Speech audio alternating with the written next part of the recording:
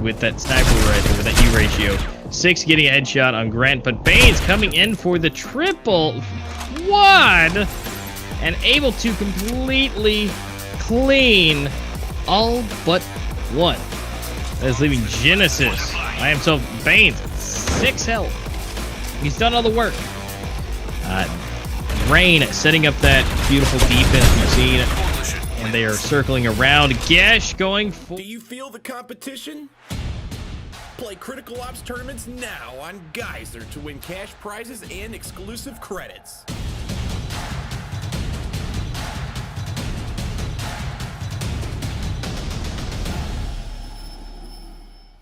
Download Gizer to compete in mobile gaming tournaments for real cash.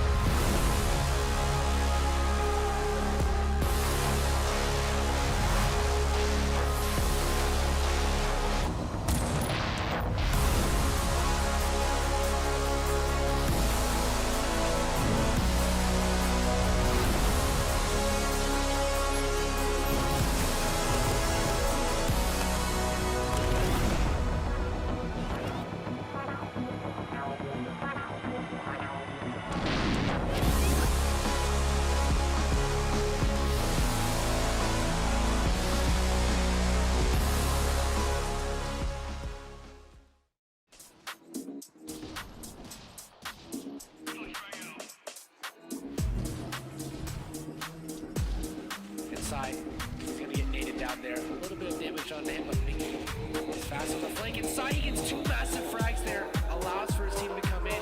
Now, Sai, he's going to be able to get the 4K.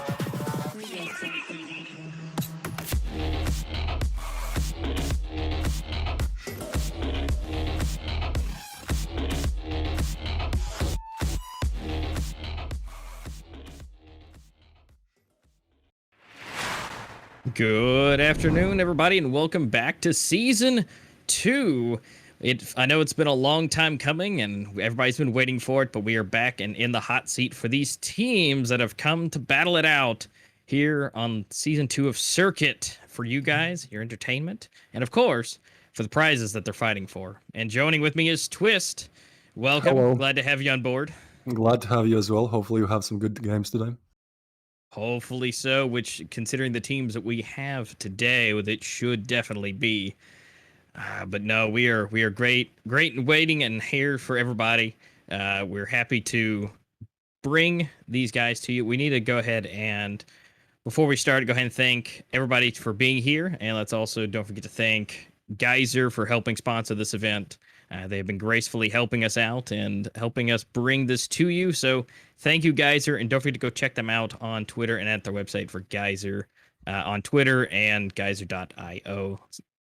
But for the most part, let's go. We have a few changes to update you guys on. So follow us through with this. It's a couple of things to get through. But this will be for everybody to know how things are running this time around. So on the format itself, we've made some critiques to it. So last time we were sitting at 3 qualifiers. Right now we are going to be at 2 this time around. So 3 months long instead of 4. And so we're going to be sitting with qualifier 1, top 16 advance, or here for it. And then we're going to be seeing the top 8 with qualifier 2. And then we got the main tournament itself. There's been a few changes to the actual formula. Everything else has stayed the same for the main tournaments and the qualifiers, except for the teams themselves. If you've registered with a specific team, they are going to be locked in. There's no changes. Unfortunately, I guess at that point, if you can't make it or stay together, then that will be a disqualification. But there'll be no, once you're locked in, there's no changing it. That is who you're playing with until the end. But we also need to update you another thing that we've changed for their qualifications and what they're earning for, which are those sweet, sweet points. And so those have been modified ever so slightly. Last season, we were looking at 25, 18, and 12 for our top 3 placements. This season, we're looking at 20, 16, and 12. So just a little bit of an adjustment. Nothing too crazy. It does help the teams on the lower end. It evens Because right out now it evens out the playing ground a little bit, you know. The winner team or the second place don't take as much points, and then the teams who maybe don't place in the top 3 or the top 5, they, you know, they're a little bit closer. It's a bit easier for them if they perform bad at the start. It's a bit easier for them to like climb back up and, you know, take the victory. Absolutely, because we do see 5 through 8 is 6. It was 4. And then 4th place is now 10, which was 8. So yes, exactly. That will help the teams that don't place as well today and over the course of this entire tournament. They will be able to if they can work their way back up, can even out a lot better. And also for the prizes, this is where it actually gets very good for everybody playing in the tournament itself. Because we've added a little bit more to the prize pool itself. Last season, we're Look at looking that. we were looking at first place was going to get 350 in our main tournaments here at the top. It was 350 and 150, but now it is now 500 and 250. And we've also added in some extra credits along the board in the final tournament, those 3,000 credits. So everybody in there will get plenty for that as well. And so we're happy to add more in and more availability for everybody to be able to purchase more things and have access. So it's gonna be great. So Also, everybody in it. as you Yes. guys can see, for the first place in final tournaments, you get a unique Circuit Season 2 champion skin. Now, you guys probably know me in the community. For those who you do, I love skins. I'm really into like skins and stuff. And like this AK, it actually looks really good in my opinion. Like if this was something I could purchase, I would try to get it on store because I don't know, it just has a nice feeling to it. You know, it kind of has that orange and that purple. I like it. And yeah, this is the prize that the final winners will get. They will get this AK. So that's one of the things they're fighting for, and that's definitely one of the prettier things that they're fighting for. This great Season 2 Circuit skin. Absolutely, and that's where you want to make your friends and make them well, because whoever wins, you might want to send them a friend request if they love you enough, and then get into a match and say, hey, you wanna throw that on the ground for me? Because they're gonna have it, and there's no way to get it besides taking the victory. So it's gonna be fantastic. And if you want to use it, get in game with them, try to find them, and so you can get your hands on it and just bask in its beauty.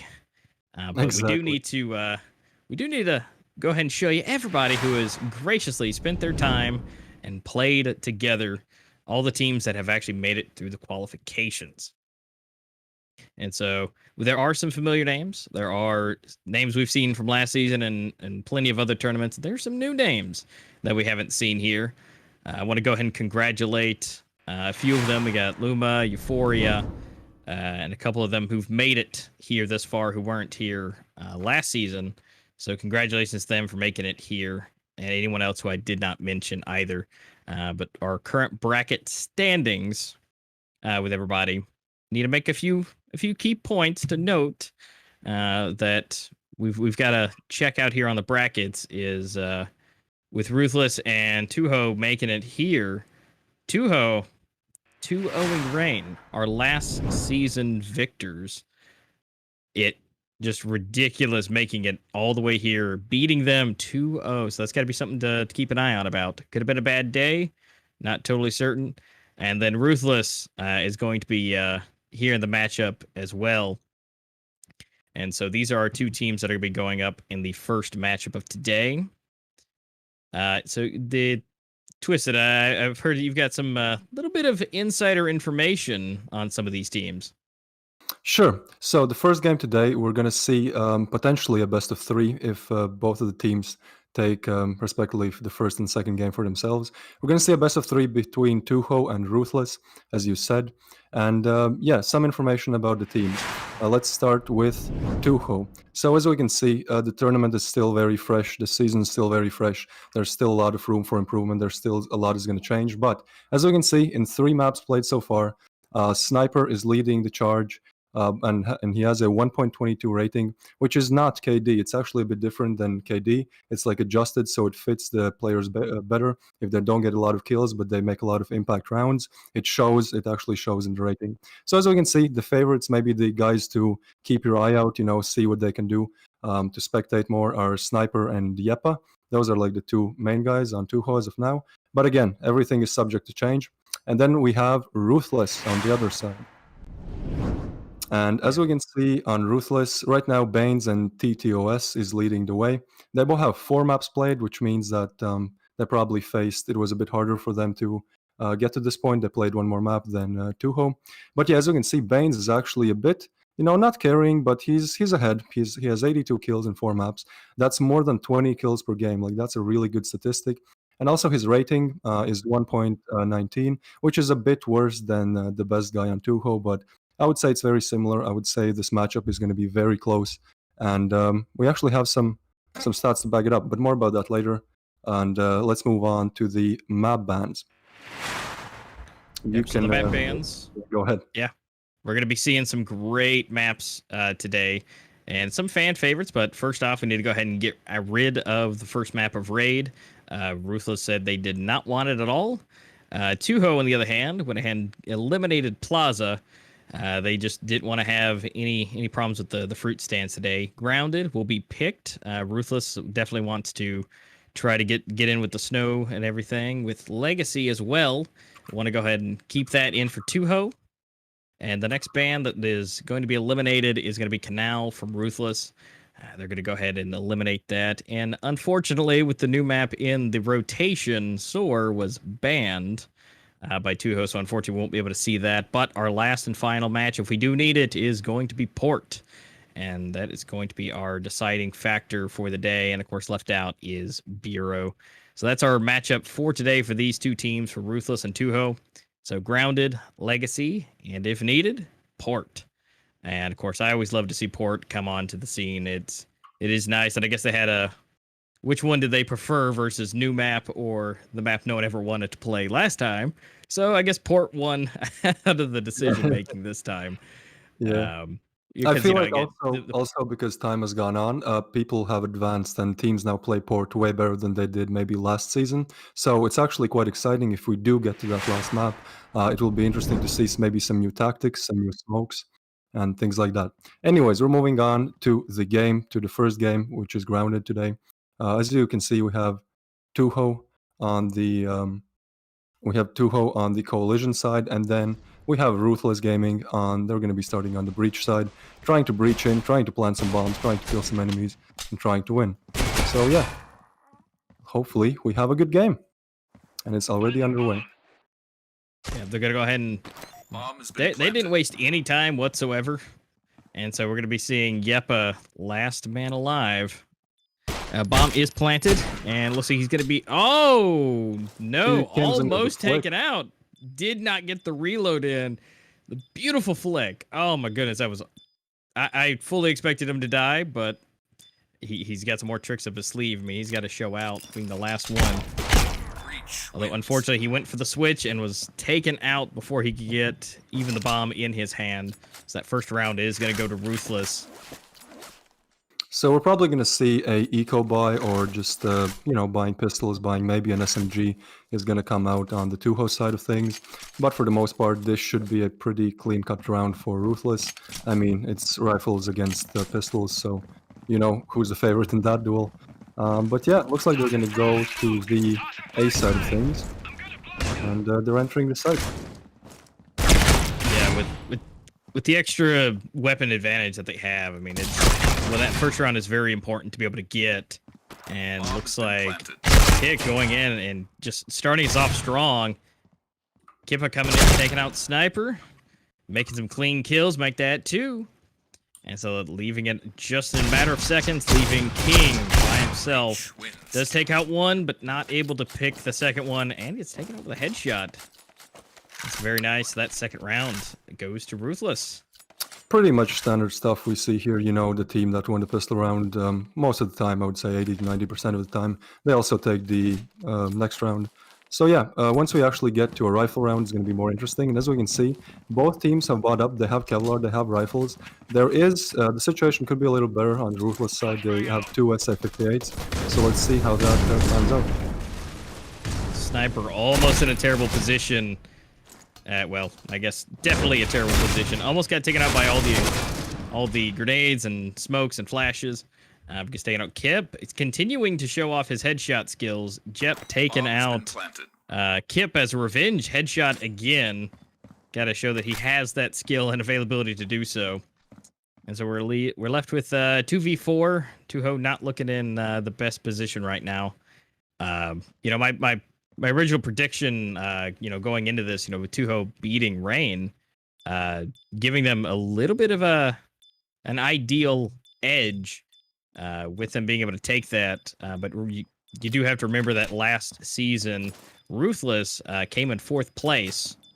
So they didn't make it, you know, fully to the finals. So they ended up in 4th place. So they're definitely a heavy contender to go up against. Yeah, exactly. As we pointed out in the pre-show, this is going to be a very, very close game. There was actually Twitter polls before, and what people voted was almost split. It was basically 50-50 for the whole time. So definitely huge firepower, a lot of potential on both teams. I would say that Ruthless is maybe more like guys who know how to play tactically better, because they've just been playing for longer as players, and Tuho might be just that that raw fire player that just easily can take others down. But we'll see. Looks like they're going to push A once again, and Tuho is on Eco. Yeah, we got PZR hanging out with his FP6, just holding that door. Anybody who comes in, he's going to go and push out through the smoke. They do see him. He is able to make contact with one, but unfortunately not able to get both of them around. And so we're seeing King hanging out, waiting. Bomb is down. It's a 1v2. Can King I would say it's doable.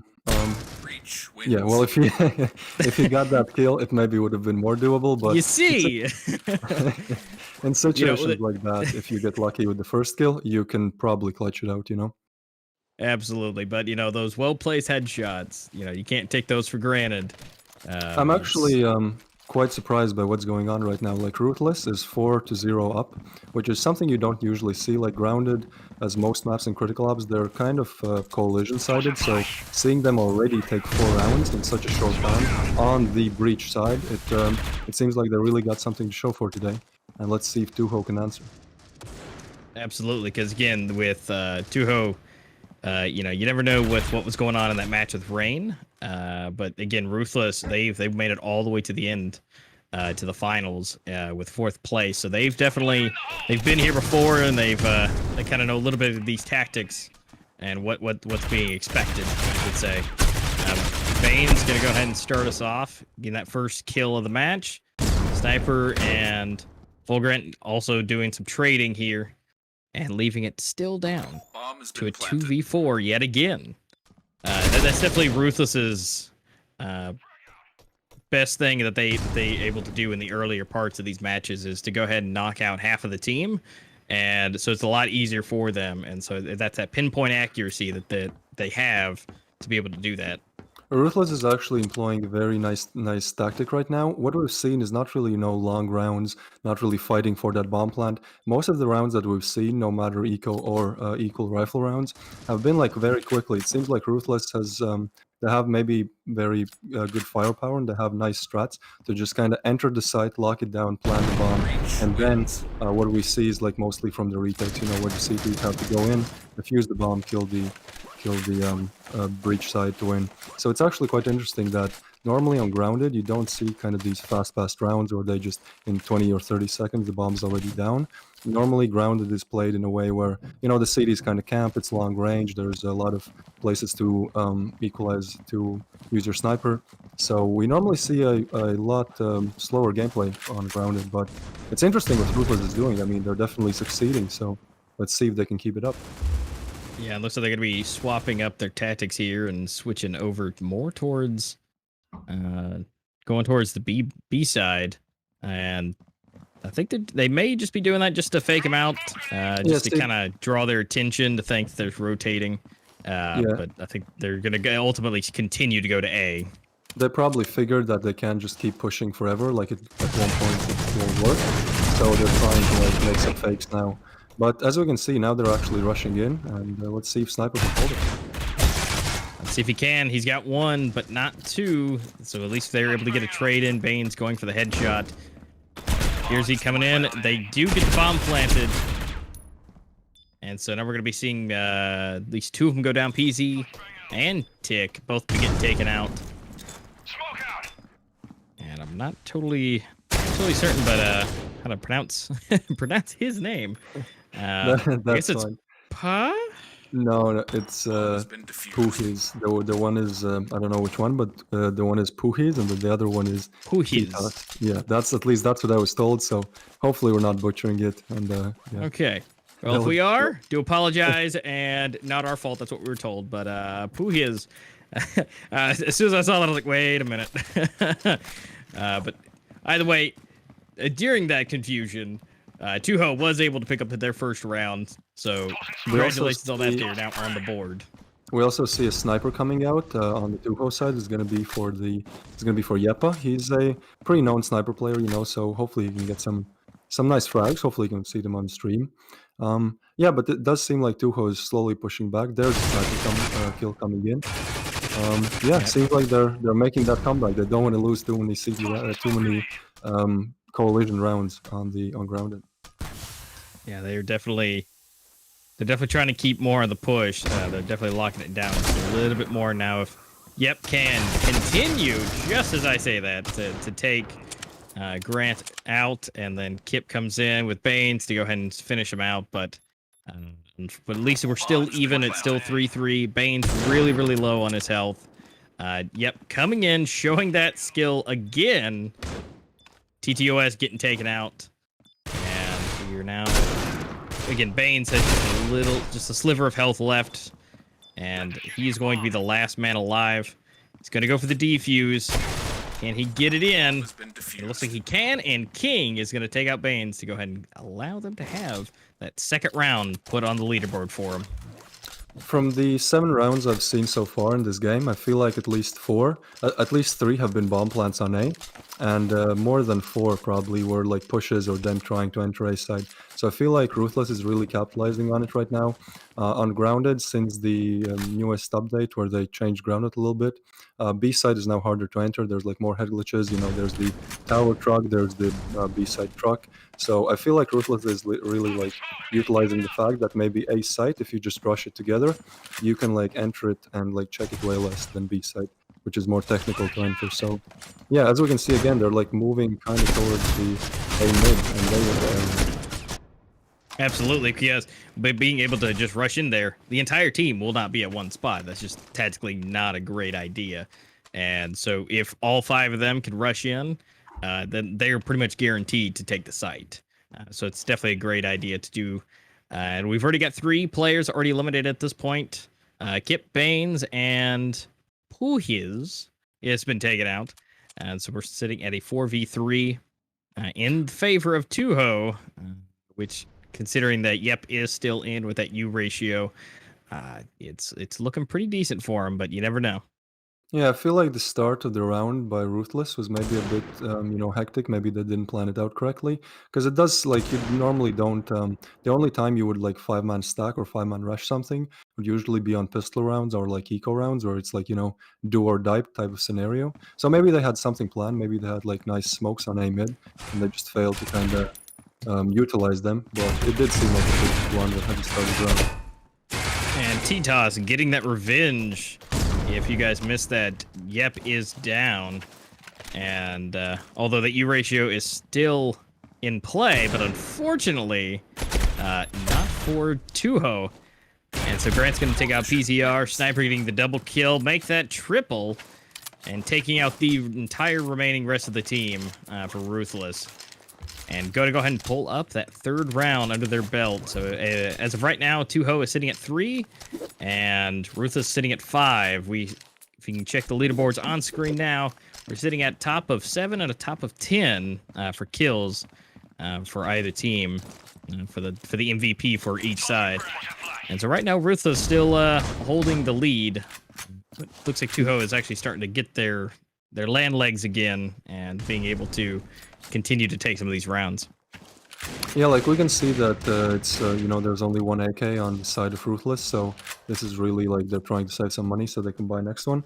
But it's interesting to me that like they're not trying to 5-man push it now like they did last round, but maybe, you know, they just want to kind of fake it out, try to play picks. That's also something you try to do if you maybe don't have the best weapons, is to kind of luckily catch the first guy, and then you can, you know, it's a 4v5 and it's way easier to go off of that. So maybe that's what we're trying to do. As we can see, Attic, who's actually topping the scoreboards right now, together with Kippy, they're really helping Ruthless get these rounds. But he's entering. He is pretty fearless. He's just entering B mid. There's actually a surprise waiting for him, but we'll see if he can spot the players and take them out. He's gotta turn the other direction. That AK is gonna be more useful if he can peek any possible corner, and he's got someone in his sight. King taking out Baines, Grant, Jep, and King getting taken out. And taking that AK kill and using it very well. Puhiz getting a double kill, and also PZR and Snipe taking out Attic and Grant. So they go ahead and take out the entirety of the team, racking up to number 4 for the scoreboard, almost tied. This will be the first tie of the of this round, or the game here, for between Tuho and Ruthless. If Tuho can pick up one more round, and they might be able to take the lead. Yeah, from what we saw, it's like, this is what I said about, like, B-side being harder to enter. Like, I feel like that round, Ruthless maybe could have won if they just had a smoke to kind of smoke the truck up. But they didn't succeed, maybe next time. They are going to the A side again, the one that helped them get the first round. Yeah, looks like they're trying to, now that they've faked him out for a couple of rounds, they're going to go for the old tactics yet again. They got to watch out. Kip and Baines has already been taken out. Attic is being taken out, man. They're getting a double kill to start off, and Grant gonna go ahead and take out Puhiz, and Jep getting taken, and now King as the last man alive. They definitely didn't want them to get too close on their rounds. They gotta pull ahead just a little bit more. I think we're gonna start seeing a little bit more aggression from Ruthless here. They want to go ahead and continue to lengthen that gap just a little bit more. Well, we do they have figured to out what remember. didn't work. Yes, yeah, completely agree. But like, we have to remember that the game actually started with 5-0 in favor to Ruthless. So Tuho has really been making a comeback here, and let's see if Ruthless can capitalize on some of these rounds, because you know, Tuho has done 4 of the last 5 rounds, which is quite a lot. They're making some progress. Oh, and that's a Absolutely. very nice kill by Sniper. A wall bank through the tarps. That was actually, I would love to get that in a ranked game. Yeah, you know, sometimes you just gotta take that risk and you gotta go for it. Yep, and T-Toss about to come in contact with each other, and headshot straight for him, almost point blank. Super close quarters. That sometimes those are just really hard to do, and but of course these are pro players here, so don't take the regular normie's skill level at face value. He's Yeah, been able to use that U Volgrant was ratio. also peeking him like crouching, which is like the easiest way to get a sniper if someone's peeking you if he's crouching. The reason why he's crouching is because he wanted to like avoid the head glitch, and he probably thought there was a rifle on the other side where it actually would make sense. But yeah, with a sniper, if you see someone slowly crouching, it's just an easy headshot, as you said there. Yeah, just shoot just anywhere around that area. And Sniper taking out Attic. And it looks like PZR and Puhiz both picking up Kip and Baines. Leaving T-Toss lone against 4-man team. Goes to pick the corner and picks the wrong one. And Sniper is able to take him out with the headshot. Bringing that round again closer than ever before together. Yeah, we might be even up for a 6-6 half, which is, you know, something that I wouldn't have bet my money on maybe when I saw 0-5 at the start. But yeah, definitely, this is starting to prove to be a very close game. Even though Ruthless at the moment, yes, they are a little bit in the lead right now. Not only because they have one more round won, but also, as I said, grounded most of games in critical ops. They're, you know, they're coalition-sided. It's kind of harder for the Breach to get rounds. So 6 rounds on the Breach side is definitely very good. Yeah, Oh, if he they can gets a fix him up double. now, then yes, a double kill there. Although Kip did ruin the spree, so unfortunately Kip just ruined it, but that's totally fine. Gonna go ahead and have 2 out. We got Grant and Titos out, and Puhiz is out as well. So we're looking at a 4v3, and it looks like it's now going to be a bit of a stalemate at this point. They're gonna take it nice and slow. If you guys check out the map, they are now very evenly spaced across, and so we should be able to see them make some kind of connection. Baines has joined Attic here, and slowly moving PZR just waiting. Hanging out, King takes out Kip on the other side of the map, so they may rotate, possibly not. PZR is just waiting for them to make it. And he does, and it's a good wait. He gets a double kill. That was a very good play. Straight into the stomachs. And now they're able to hit that 6-6 just before the flip. So going into the flip around, we're now going to be seeing them tied back to pistols. And so hopefully Tuho or Ruthless, whichever one can take this, will be able to take the lead. And so Tuho needs to be able to make that happen. Something I wanted to point out is like last pistol round, we saw a lot of like GSRs and revolver, the MR96 getting bought, and that's not like what you normally see. Like normally people buy the Kevlar so they can have like P250, which is a decent pistol for pistol round, and then they have like that extra armor, you know, that maybe sometimes if you would die without the armor, with armor you stay alive. But what we see is actually 2 revolvers on Tuho's side and 2 pistols that are not P250s on the Ruthless side. So definitely going to be interesting. Hopefully we see some one-taps. They are playing it very slowly though. They're trying to kind of not make mistakes themselves and try to like make their opponents make mistakes. And there it is, Kip with the first kill of this flip. Yep, getting a one-tapped. And so PZR not in a good spot. Grant comes out to take him out again. Headshots around the board.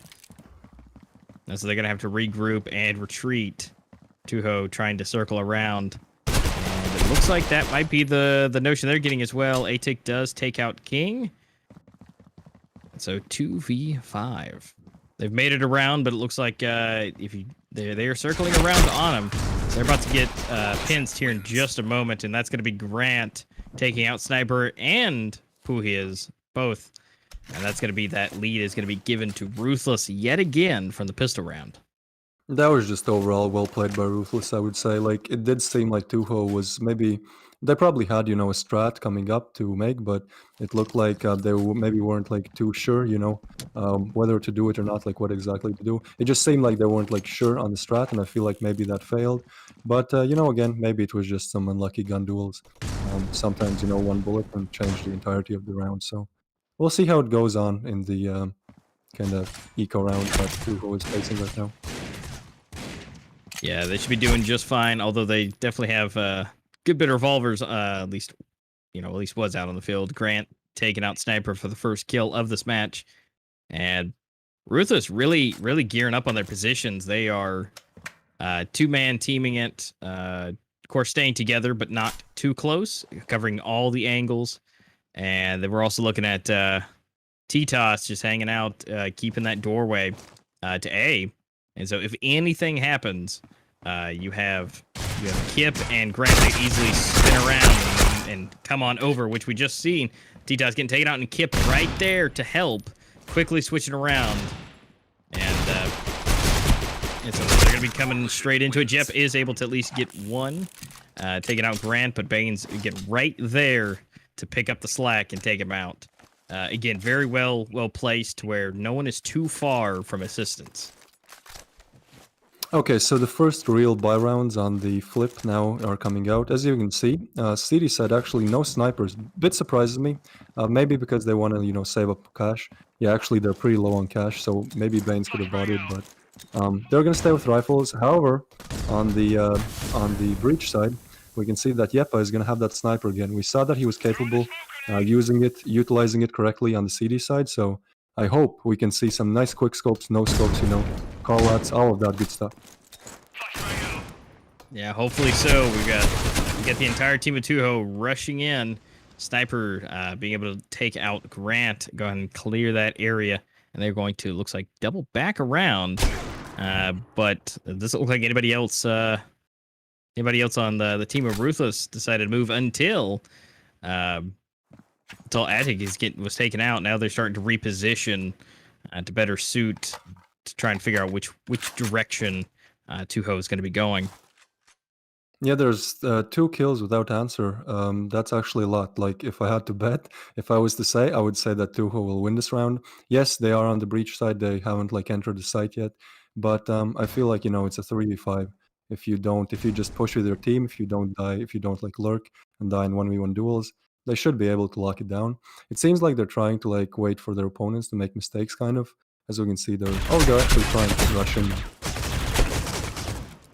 And that doesn't look too good for Kip. Puhiz able to take him out, and Titas coming around. The bomb is now being planted. Baines and Titas able to join together, but I don't know if the 2-man squad is going to be able to take out the entire squad. So Baines trying to push forward. Yeah, this is a trying really to hold from hard the side. Puhiz coming from the side to take him. Titas last one and gets taken out with a headshot by Sniper. And of course, it's not surprising to see Sniper as the MVP for the team right now. He has the highest rating and the most kills for the entire team. So seeing him at the top, not a super surprise. And of course, Attic there holding his position.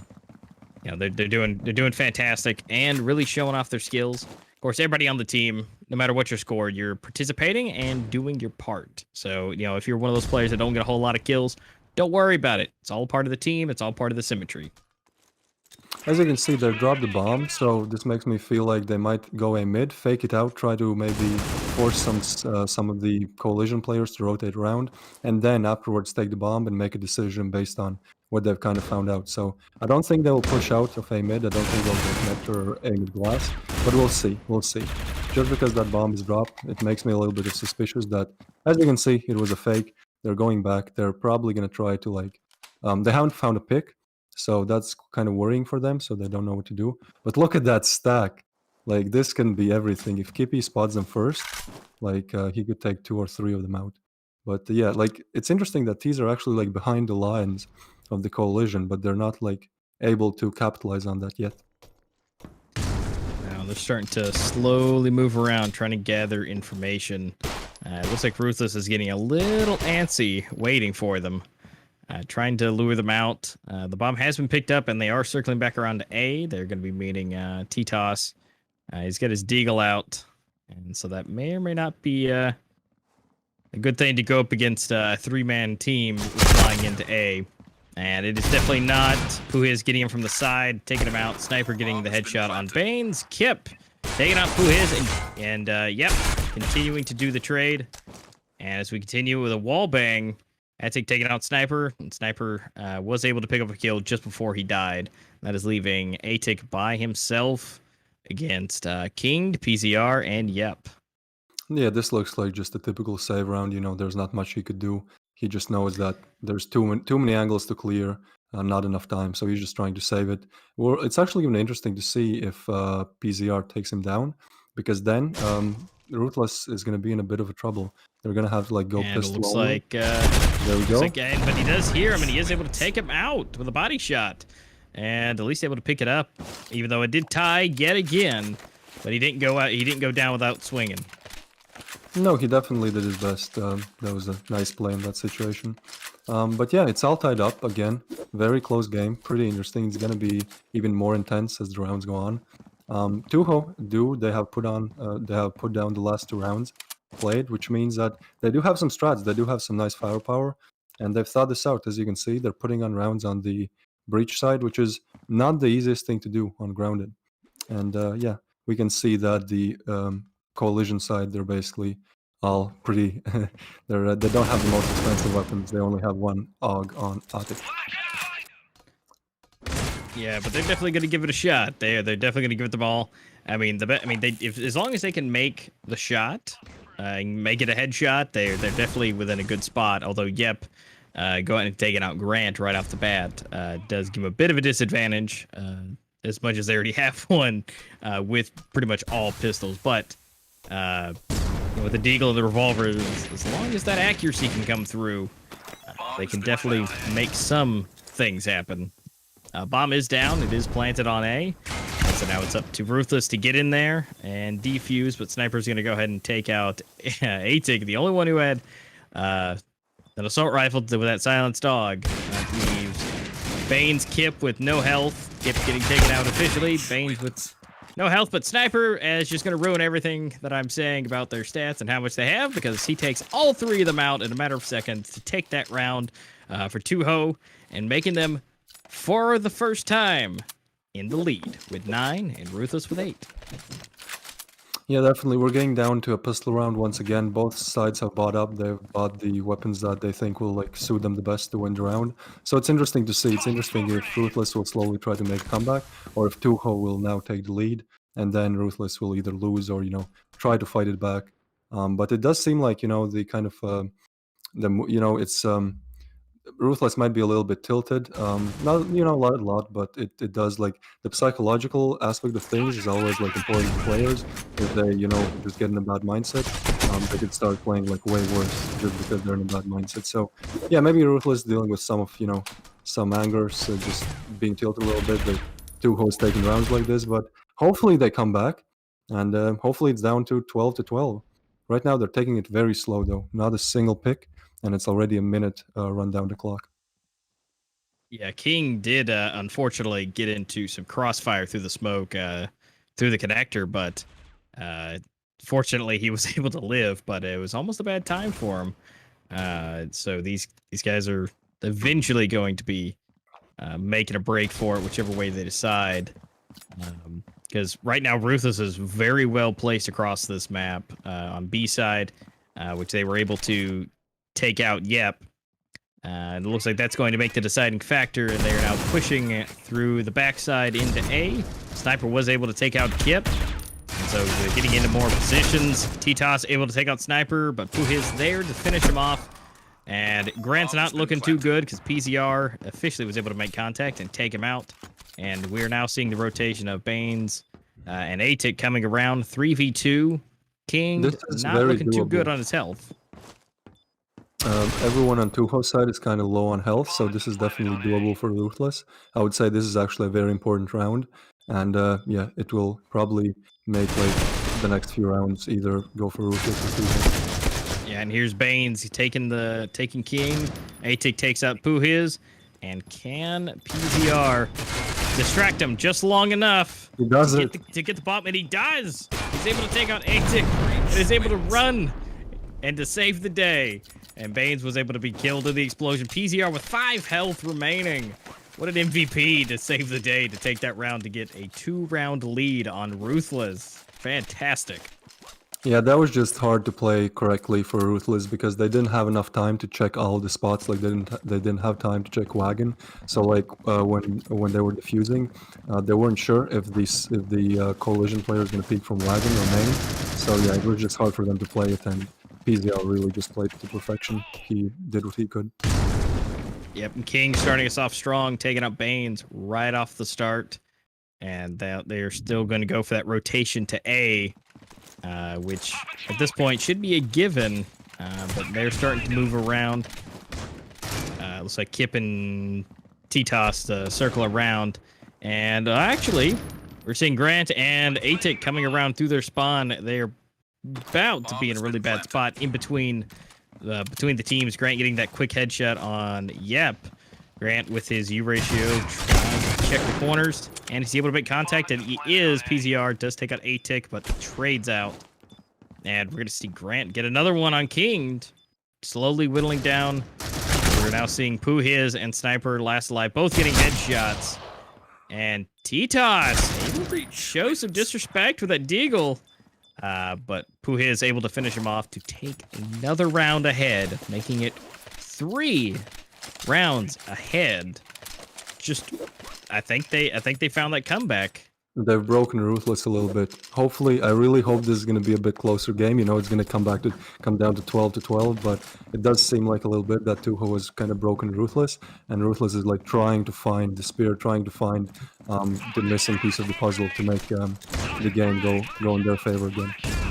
Absolutely, this is one of those moments you got to take a deep breath, kind of wipe your hands off. Your hands are getting sweaty, and really take that deep breath and go at it. And it looks like they are. Kip and Grant just obliterating 2 Just each, shut leaving down. Yep. That A site is on lockdown this round. Like Yep. there was no, And it was set in stone that Ruthless is gonna take that one. They just immediately took down 4 players, and 1v5s don't really happen that often. But as we can see, It's- actually, Attic, he's way ahead. He has 22 frags right now. He's putting down frags. I haven't seen that much of them on stream, but it could be like just a silent 22 bomb, where he just puts in the effort. He maybe doesn't get the prettiest kills or the best doubles or triples, but he puts in the effort. He's consistent, and he just helps his team every single round. Oh, 100%. Yeah, because Atik, even though he was 4th on his team on the rankings, running MVP this round is definitely a good switch for him. His rating was a 0.95 versus Bane's at 119. And so he's definitely showing up today to make a name for himself. So he's doing a fantastic job at holding that lead for his team. And so it'll be interesting to see how that rating shifts after this set of rounds to see where that leaves him as team rankings at least. Yeah, for sure. Also, it's interesting to point out for those who maybe are not that familiar with the Critical Ops competitive scene, is that actually every single player on Tuho is from Finland, or they're kind of associated with Finland in some way. I'm not sure about some of the players, but it's a Finland-based team. And Ruthless, it's more of just wild type, just players who play good, but they're not necessarily from the same country. So I feel like maybe because Tuho can communicate in their own language, it definitely plays a part in how the chemistry works.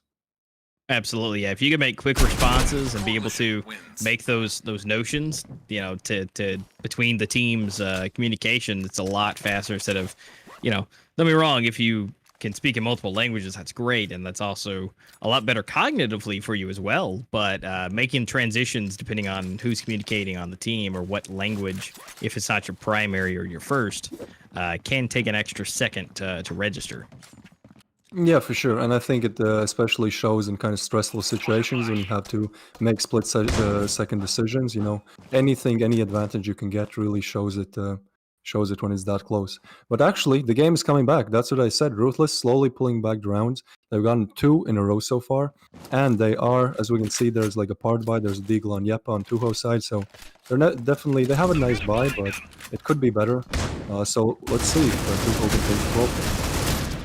Yeah, Yepa looks like he's going to be trying to save so he can get that U ratio again next round. Grant, King, and Kip all 3 of them picking up kills. One kill at least taken out for Ruthless. And now 3 thanks to Kip again. We're now down to a 4v2. It is now Yep and Sniper, last 2 men alive with AKs in hand. And Atik's able to take out Sniper. And looks like we're going to be seeing Yep by himself against 4 deadly members of Ruthless.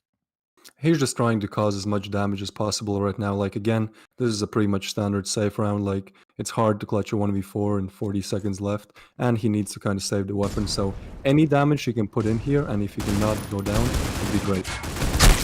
And we got a headshot. We got a body shot. Really That's good. a double. That's really good, yeah. Yes. That was exactly what he needed to do, and he delivered on it.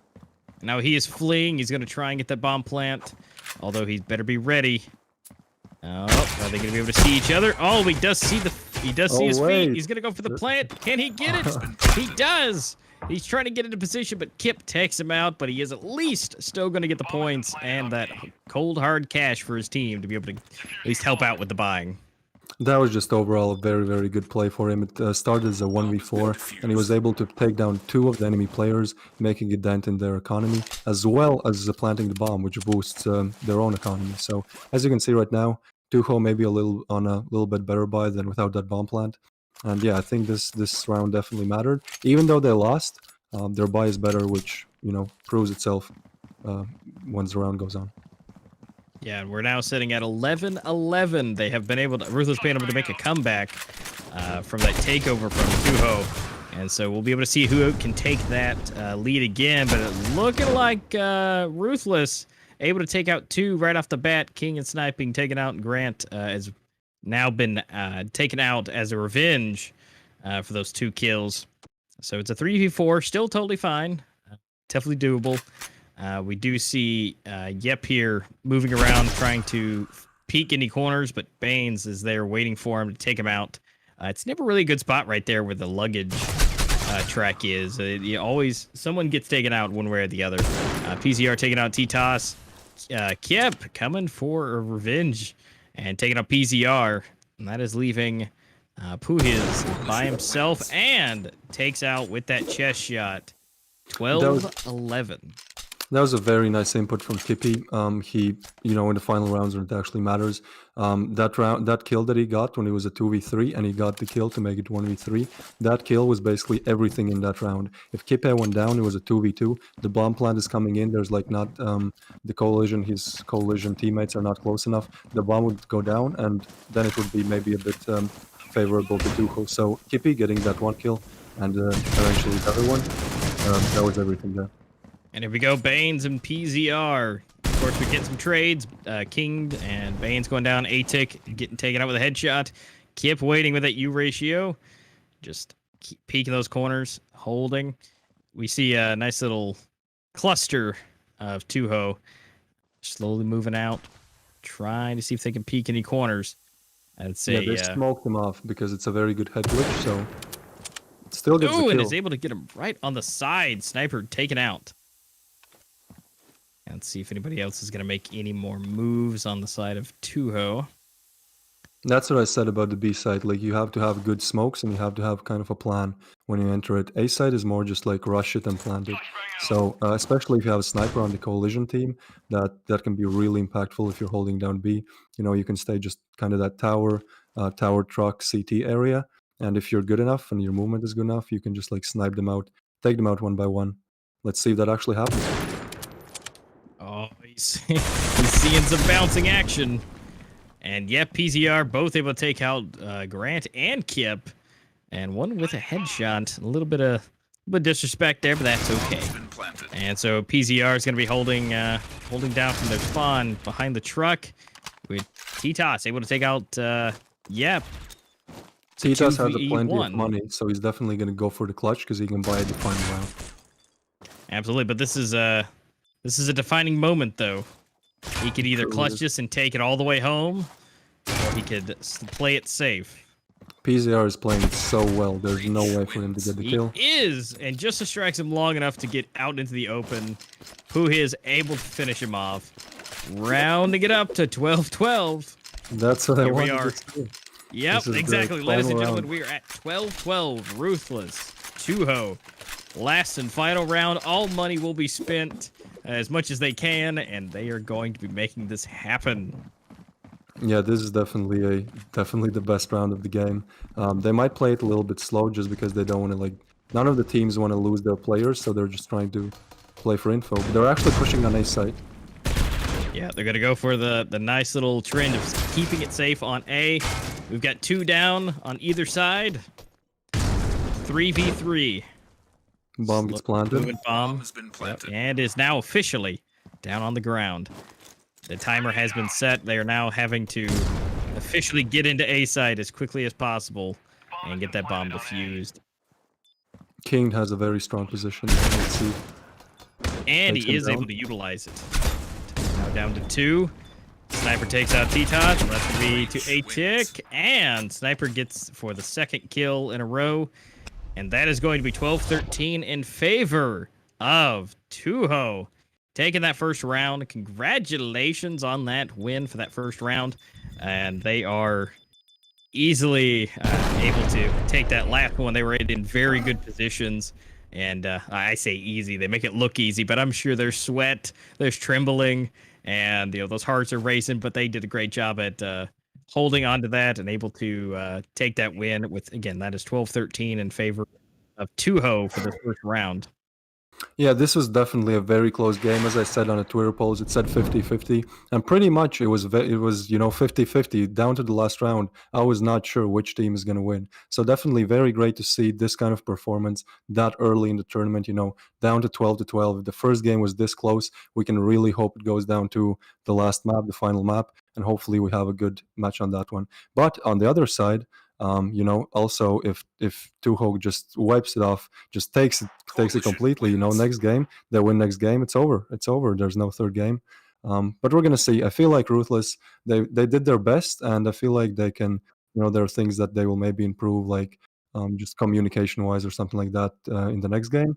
And hopefully, actually, I'm in favor for Ruthless in the next game because I want them to win, so we get to the third map. Absolutely, yeah, because I would have been excited to see these two teams duke it out on port. Yeah, But we'll find out here in just a few moments. We're going to be right back after a short little break. So, guys, get your drinks, get your popcorn, and your snacks, because we're going up against Tuho and Ruthless for round 2 to find out who is going to be taking this next matchup. So don't go anywhere. We'll be back here in just a few minutes. And here we go.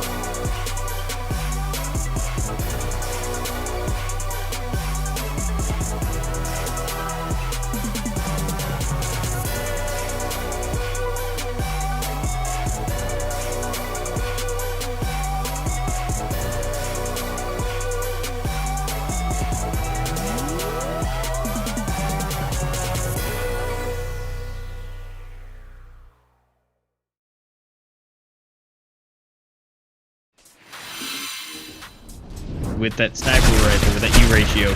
6 getting a headshot on Grant, but Baines coming in for the triple quad and able to completely clean all but one. That is leaving Genesis by himself. Baines, 6 health. He's done all the work. Rain setting up that beautiful defense we've seen. And they are circling around. Gesh going for the quad kill. Wow. And just obliterating his team. Virtually useless. So he's just going to take it and run.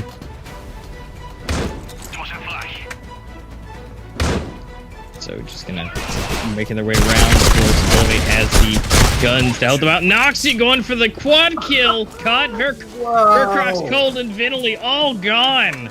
And the Faultless as well being taken out. Bomb is going down. And looks like it was planted just in time. Geshe getting double kill. Envy and Unluck. One more left. Genesis able to be taken out with a pistol. 8 health left. Looks like Faultless and Strong about the same health right now. It's anybody's game. Who can shoot who first?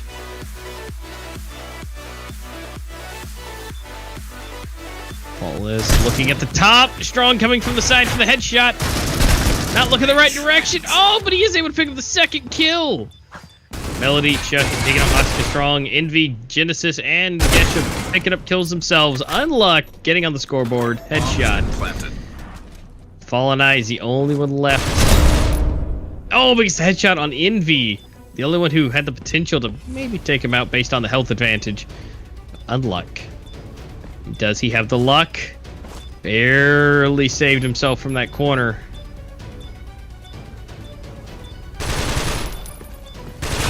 Using those ears to his advantage. Gotta go for the defuse. Is he gonna be able to get it?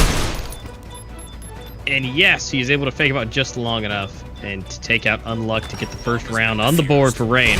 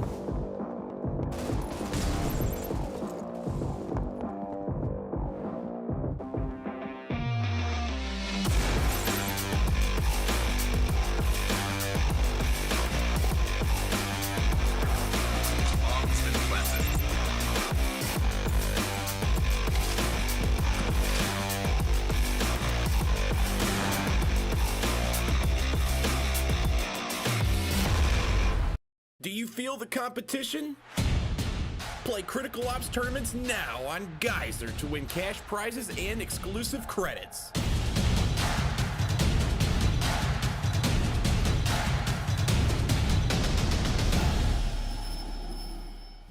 Download Gizer to compete in mobile gaming tournaments for real cash.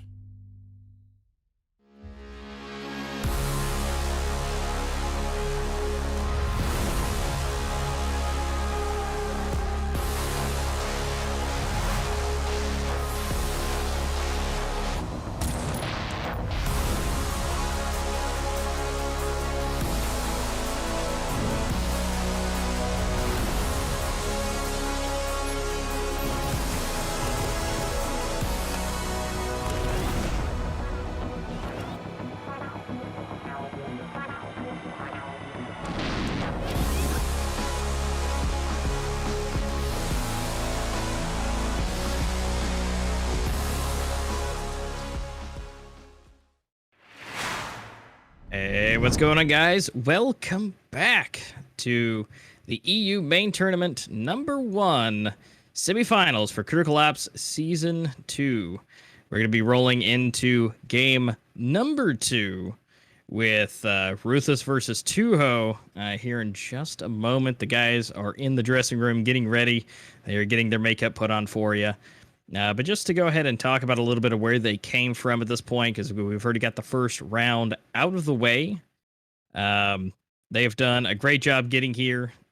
They've worked really, really hard. So again, we got to congratulate them to get here.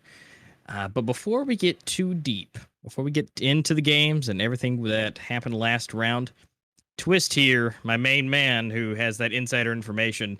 There's something going on in the YouTube chat that you guys might want to be aware about. There definitely is. So, as you know, Circuit is hosted, and Critical Force pays a lot of attention to Circuit, and they want to give back to the community. They want to give back to the guys who are watching the stream. So, for those of you who are watching the stream on YouTube, obviously, you see the YouTube live chat, right? Basically, we're doing a case giveaway. We're giving away 5 rewind cases. Developers will send these cases over to the winner. All you have to do to participate is just write the name of the winning team, all caps. It's Tuho. Last map, it was taken by Tuho. Very close, as we saw. So if you want to participate in the giveaway, if you want to maybe get some cool skins, maybe if you're lucky, test out your luck, stuff like that, type in Tuho. Type in Tuho in the chat, and you will already be entered in the giveaway, and we'll announce the winners as soon as we have them. Absolutely. So, guys, don't forget to get that into chat and be a part of that. If you guys can hear the sound of our voices, come back, go ahead and go to the chat and type that in. But first, let's before we get into the game again for game #2, let's go and check out the brackets for where everybody has been, where they've gone at this point. Again, Tuho able to take that win for the first round, which again they were able to beat out Military Gaming and Rain. They got Military Gaming only got a couple of rounds on their game, and then Rain, it was a 2-0. So they've been doing very good, and up until meeting with Ruthless, they kind of gave them a run for their money with that 12-13, doing a great job. But Ruthless was able to take out Luma and Nameless to get here, and so they're definitely doing a great job and showing us what they can do. Our first map that we just got done playing, if you guys are just tuning in, was Grounded. That map itself was picked by Ruthless. And so now we're going into Legacy, which is Tuho's pick. So if they're able to have as much confidence in themselves as they have to pick Legacy, then this may be a 2-0 for them to continue their trend. But that would be up to Ruthless to be able to take Legacy as their pick for these next maps coming up, because we definitely want to get down to Port. I would love to be able to see these two teams duke it out on there. It's going to be a great time, but definitely something up to come. You guys have been waiting a little bit for it. If you're here for them or not, they are going to be on screen here shortly. The next two teams that we need to let you know about that are coming up after this matchup is going to be Team Elevate and Euphoria. Of course, Team Elevate has done a fantastic job on just about every tournament they've played in, and they got all the way down to the finals of last season. They were able to go up against Rain But unfortunately, they didn't take the victory. But they are here to make a name for themselves yet again. And so that'll be coming up here shortly. We got to get through Tuho and Ruthless first and find out who's going to be breaking through each team to find out where we're going to be standing with them to find out who they're going to be going up against. But Team Elevate and Euphoria are soon to come. So, Twist. Yes, I just We wanted saw to what say happened. that, yes, definitely a very interesting matchup coming up right now. We saw the first game, it was very close. It was like the first game that we see 12 to 12. We don't know who's going to win till the last second. I think this could be the case for the next game as well. As you said, it's two host picks. So maybe, before Twitter polls said 50-50. Now, maybe it's a little bit in favor of Tuho. They have the map pick, they have kind of the winner's mentality now. They've steamrolled through the group stages. They now win a very good team like Ruthless. They're probably feeling pretty pumped up. They're ready to take it. On the other side, we have Ruthless. And Ruthless, they maybe didn't play as good as they expected in the first game. So they're definitely, they don't want to fall out. They want to fight for those points. They don't want to take, points for the 6th or 8th place. They want to keep fighting. They want to take, at least the top 3. So I think maybe Tuho will try to play like more freely. They'll be kind of feeling it. They'll just try to get the kills. And on the other side, Ruthless might play just very, just trying to get the kills, trying to make the most out of it. So yeah, I think it's going to be a very interesting game. And as we can see, the map bans, as you said, Port is going to be the decider. And yeah, you can take over. Oh, absolutely. Yeah, so Port is going to be a fantastic time if we can get there. Ruthless here, being able to take this win would be great. Nameless again made it all the way to 4th place in last season, so these guys have something to prove. Although coming up soon, again, Team Elevate are 2nd place runner up. They've got to go up against them. So no matter who wins today, either side of Tuho or Ruthless, they're going to have something to work towards and definitely train for to be able to go up against Elevate, because they're definitely a very well-rounded team. They've been around for quite a while, and they're here to show some work. But again, that's again all to come, because Legacy is coming up here next. It's going to be a good time with these teams. They're currently again almost ready. They got to make sure all the hair's in place. They got to make sure that they're looking beautiful for you guys on screen, and so they're able to bring that to you. But again, if you guys have not yet, please, in the YouTube chat, please put the capital Tuho in the chat. That'll enter you in for those 5 rewind cases. And so make sure you are in there for that giveaway. That is a capital TUHO there in chat on YouTube. What would be your predictions for this game? Like, who would you say will win? We saw a very close first game. Like, just spit it out. You don't have to be correct. I just want to, because it's for me, I'm not sure as well. So yeah, I would maybe pick Tuho slightly over Ruthless, but I don't have like a strong pick. Yeah, What definitely about not yet. Tuho's definitely looking pretty good right about now. you? Yeah, for sure. So it's definitely going to be interesting if they can move on and keep delivering.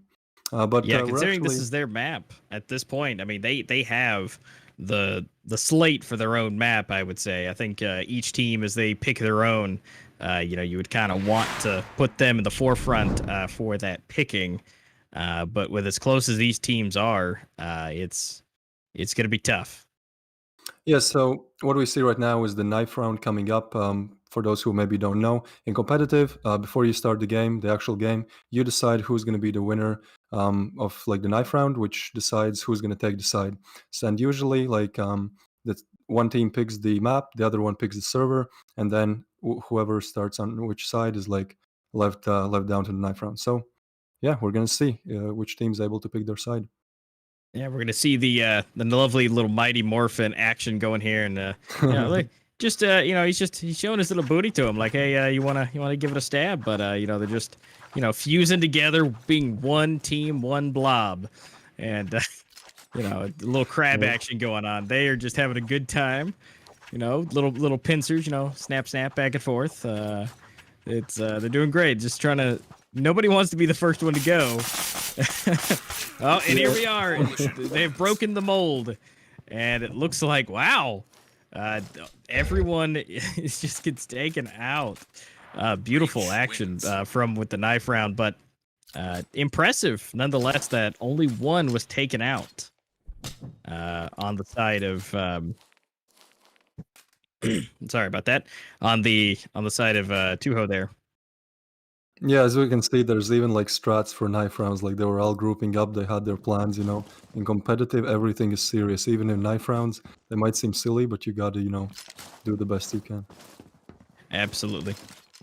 Yeah, so they did the knife. Now, the winner team can pick the side that they want to start on. So right now we're just waiting for the game to start. And yeah, I think it's going to be a very interesting match. I mean, Legacy is notoriously known for being um, very collision-sided. So it's going to be interesting to see, if they can maybe deliver on the. It's going to be interesting to see what the setup is and who's going to deliver, who's going to be the better team on the breach side. Because I feel like that's where it comes down to.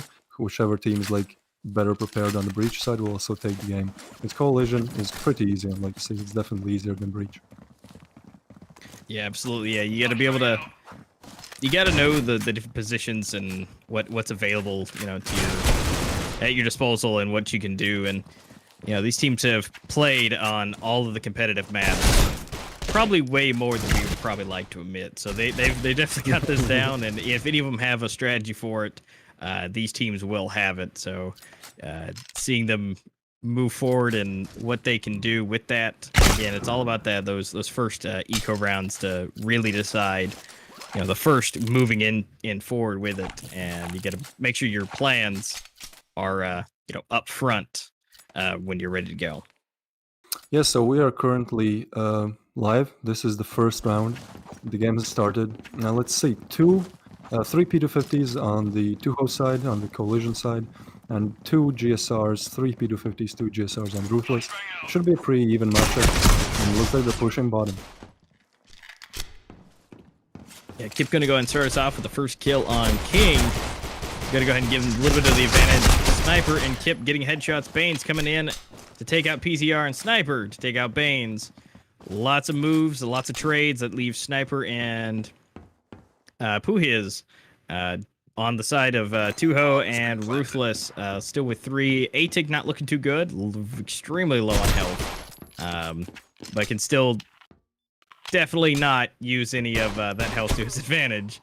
Well, he did put some damage in, so that's good. Yes, he did. And Grant and Kip both able to take out Snipe, and Puhiz to take that first pistol round for Ruthless. Yeah, the pistol round on Legacy is actually very important because if the breach side takes it, they can easily like take the next 2 rounds, maybe take the next 3 rounds even, because if the other team loses the pistol, they have to go eco, they have to save, and most likely they will lose the next round. So on Legacy, where every single map on the breach side matters, if you get 3 or 4 rounds on breach side, that's really good.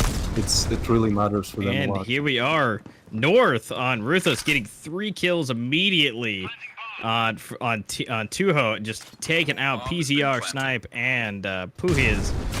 Definitely low on health, but he has done his work. And for the team for this round, Kip getting the grenade kill, and Atik taking out King to finish it off. So that's going to be round number 2 for Ruthless. Yeah, round number 2 went pretty much how the round number 2 on Grounded went. Whoever wins the pistol takes the next one. But yeah, Ruthless actually looking 2-0 up is actually very, very good as of now. Because as I said, 3, maybe 4 rounds, 5 even. 5 is like very, very good on Legacy. So the fact they've already been able to deliver on 2 of them is like, there's more to come. So we'll see if Tuho is able to slow them down finally on the first kind of a real rifle round, even though PZR only on P250, low on money, saving for the next one. Yeah, he's definitely going to go for a much bigger buy. He's going to, if anything, he may be a little bit what you'd call, the bait for it. Although he's trying to stay back a little bit. He looks like he's more adding for a support role as of this point. Yeah, he might save that money for a sniper, as we see he has 4,000, so he'll have enough for a sniper, and then it's pretty possible he'll drop it to Yepa, who's the sniper on the team. He's proven himself to be good with it. Yeah, PZR here going for the bait, trying to give some positioning information to the rest of the team. So he at least has one in his sight. A-Tick trying to get an angle on him. It doesn't look like anyone's going to come for backup for him, so he's definitely got this covered. Sniper starting out with a headshot on Grand. Yep, taking out North. Continuing to spray through the smoke. And A-Tick was able to take out PZR. Make that Pooh his as well. Kip with a headshot on Yep. And between those two, going back and forth with the sniper headshots, it's beautiful to watch them dance back and forth. King and Sniper taking out A-Tick and Baines. Sniper has Kip in his sights. He's going to go for the bomb plant, so that's at least the points he's going to get. And let's see who can get the first tap. They're both damaged. Both Sniper does have a slight advantage, but King is able to come around the corner and take Kip out and go for the defuse. Yeah, that was a pretty much standard round. You know, they did some fakes, they tried some things, but eventually the bomb got planted and defused. A pretty good job by Kip there. He planted the bomb again. Even if you plant and don't win the round, it doesn't mean it's like better than not doing anything, because you do get, and your teammates get, that bomb plant money. So coming in next round, maybe you didn't win the previous one, but now you have more money, more cash, your economy is better. You're able to buy better weapons and try to win this round if you didn't do it the last one. And yeah, as we can see, there's actually Sniper coming out on Yepa. That was my prediction. We might actually see 2 snipers coming out on the CD side, because that's a common thing to do. As we can see, Yep already opening with it, because Sniper the U ratio is very overpowered on Legacy. Yeah, so they're definitely starting us off strong, with Grant being the first one down. You know, having that sniper in hand to really help hold down the bomb site is a tide turning capabilities. Kip not in the best position here, especially with the equipment flying and retreating back. They're staying extremely close together, so I think they're going to go for more of a strategy they had last time on Grounded. Stay as a cluster and move into the bomb site, although Pooh is hanging out here at the top and is going to be seen and taken out by Baines. Although PZR there to help do some cleanup, but unfortunately they're gonna get the bomb planted. So they're gonna at least get the money at this point. It still helps nonetheless. And now Tuho has to get into the bomb site and take them out. It's a 3v4, but they're currently in the bomb site, so they have that advantage on their side. They just have Take coming in for PZR takes an out. Take for the trade. North PZR. Sniper coming in, but unfortunately gets taken out with a headshot. Baines headshot again on King. Again, showing that precision skill and taking that 4th round and making that the 3rd round on their scoreboard. 1 versus 3. Yeah, well done by Ruthless. They planted the bomb. They had a nice after plant setup. All of the kind of entrances were covered, and they were just like able to, take down the players that are pushing in. Normally on these bomb rounds, you would expect them to play it more passively, to play it more on time, because to win the round, they only need the bomb to explode once it's planted. But it seems like they were just confident to, play it maybe a bit more aggressively. Yepa again with the sniper. As I said, snipers are really a big deal on Legacy. Everyone plays with them. Normally we can even see 2 sniper setups, 2 players playing with the sniper on both teams on Legacy. So it's going to be interesting. I would definitely want to see that. Legacy is there's long alleyways like middle and top, so sniper really comes in handy if you have it. Yeah, and it looks like they're putting that to advantage. At least Yep is to keep the entire long middle hallway there, and they're able to at least keep that down. Kip coming in quickly, taking out Puiz and King, and PZR continuing to stay in the mid to keep him down. Although he is playing double duty, keeping on the A site to try and keep it down, but he's doing a great job, definitely keeping the control in his favor. Because as of right now, Ruthless still as a cluster, but they haven't made a decision which way they're officially going. It's looking like it's going more towards A, but one thing may change, and they can always switch around. Yeah, they really like entering museum and trying to get picks and entering the site from there. It's one of the easiest spots to push, so that's probably the reason why. And it seems like Tuho doesn't really have the answer for it. They do have the top player and the dark player that would try to take them down, but as we can see, Ruthless just enters the site round after round, plants the bomb, and now it's down to a 2v2 retake, which is doable. So we'll see if it's possible. Yeah, and we got Sniper here going, trying to go for the peak. And I do like to see, yep, he went ahead and switched out for an AK, because that definitely would be a much better choice for him to have in these type of situation. and he is able to come through and take out A-Tick for the headshot. But Grant, he did reveal his position. He did a for 360. where he is, but he's gonna come through and go for the defuse. He did get a hit marker. Can he still get it? Oh, No, that was really just close. barely. Oh, but that would have been. I don't know if he would have been able to let that one beat, to get down from that one. If he had let that defuse go, he'd still be alive. So that's good that it happened for him. Because I don't think his teammates would have let him live it down. Yeah, but actually very impressive stuff coming here from Ruthless. 4 rounds on the breach side. Like normally a scoreline 8-4 in favor of Tuho on round flip would be good for Ruthless. Like 4 rounds is good, as I said. So the fact that they're able to, kind of the round ratio is 4-1 is like they're just steamrolling through them. It might be just them being mad, but looks like it's going to be a B-side execute. Yeah, it definitely does. Sniper able to at least take out North, Baines, who is, along with Kip for the double, and able to continue to pick off players. King last alive. King is he's leaving the building. Bomb has been planted. He's definitely trying to keep the cash. Actually, he may be sliding around, but Grant is there with that U ratio to tell him no. He definitely should have waited, but he tried to get around, and but unfortunately they were waiting for him. Yeah, and look at Tuho. Like they're not in the best situation economically. I feel like their round loss bonus is the maximum at this point, so they're just trying to they're basically buying up every round. They're buying either a Nog with Kevlar if it's possible, or at worst case an SA-58 with Kevlar. But like every round they get the same amount of money, so it's hard for them without winning to actually get maybe the sniper with Kevlar that would help them more. Yeah, definitely would, and yep, being the first one to be taken out, the sniper is able to make contact with A-Tick, but Grant able to take out the sniper for the trade. PZR definitely going to get that headshot on Kip, and we're now at least tied 3-on-3. Bomb is planted, and now the timer has been set. They have to get in there and get that defuse. King with the P90 taking out North. Baines getting a double kill, one on Puiz and PZR, leaving King by himself. And just the last second, almost made the bad decision, looking the opposite direction. He is trying to hold, but Grant is able to sit in the back and take him out. So that is going to be currently a standing with Tuho with 1 and 6 for Ruthless. Yes, Tuho still struggling to find some rounds. Hopefully that changes and it's a closer game. But Ruthless is just really just their, I don't know, maybe it's their tactics, just they're very good. Their strats are very good on Legacy. But I feel like it's, well, first of all, they're like on a move now, right? They've gotten many rounds in a row. So they're like fired up. They want to win. They want to win the third map as well. But yeah, also I feel like they just have some good strategies. And here we go, Sniper. Almost starting us off on, but definitely getting the double kill right here at the beginning. PZR was the first to be taken out.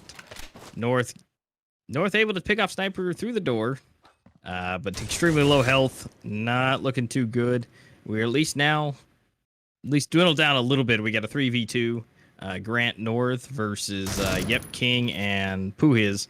So they're gonna take it nice and slow now. Bomb is not in their grasp at this point. It looks like King may be sitting on it. So they definitely have to not only get the bomb, but plant it. So it does not look too good for him, especially with Grant being taken out with a headshot from King. North with 30 health left. It's not looking too good.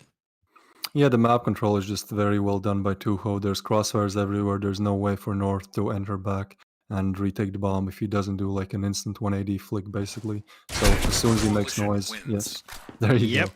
Yep, it's waiting in the wind.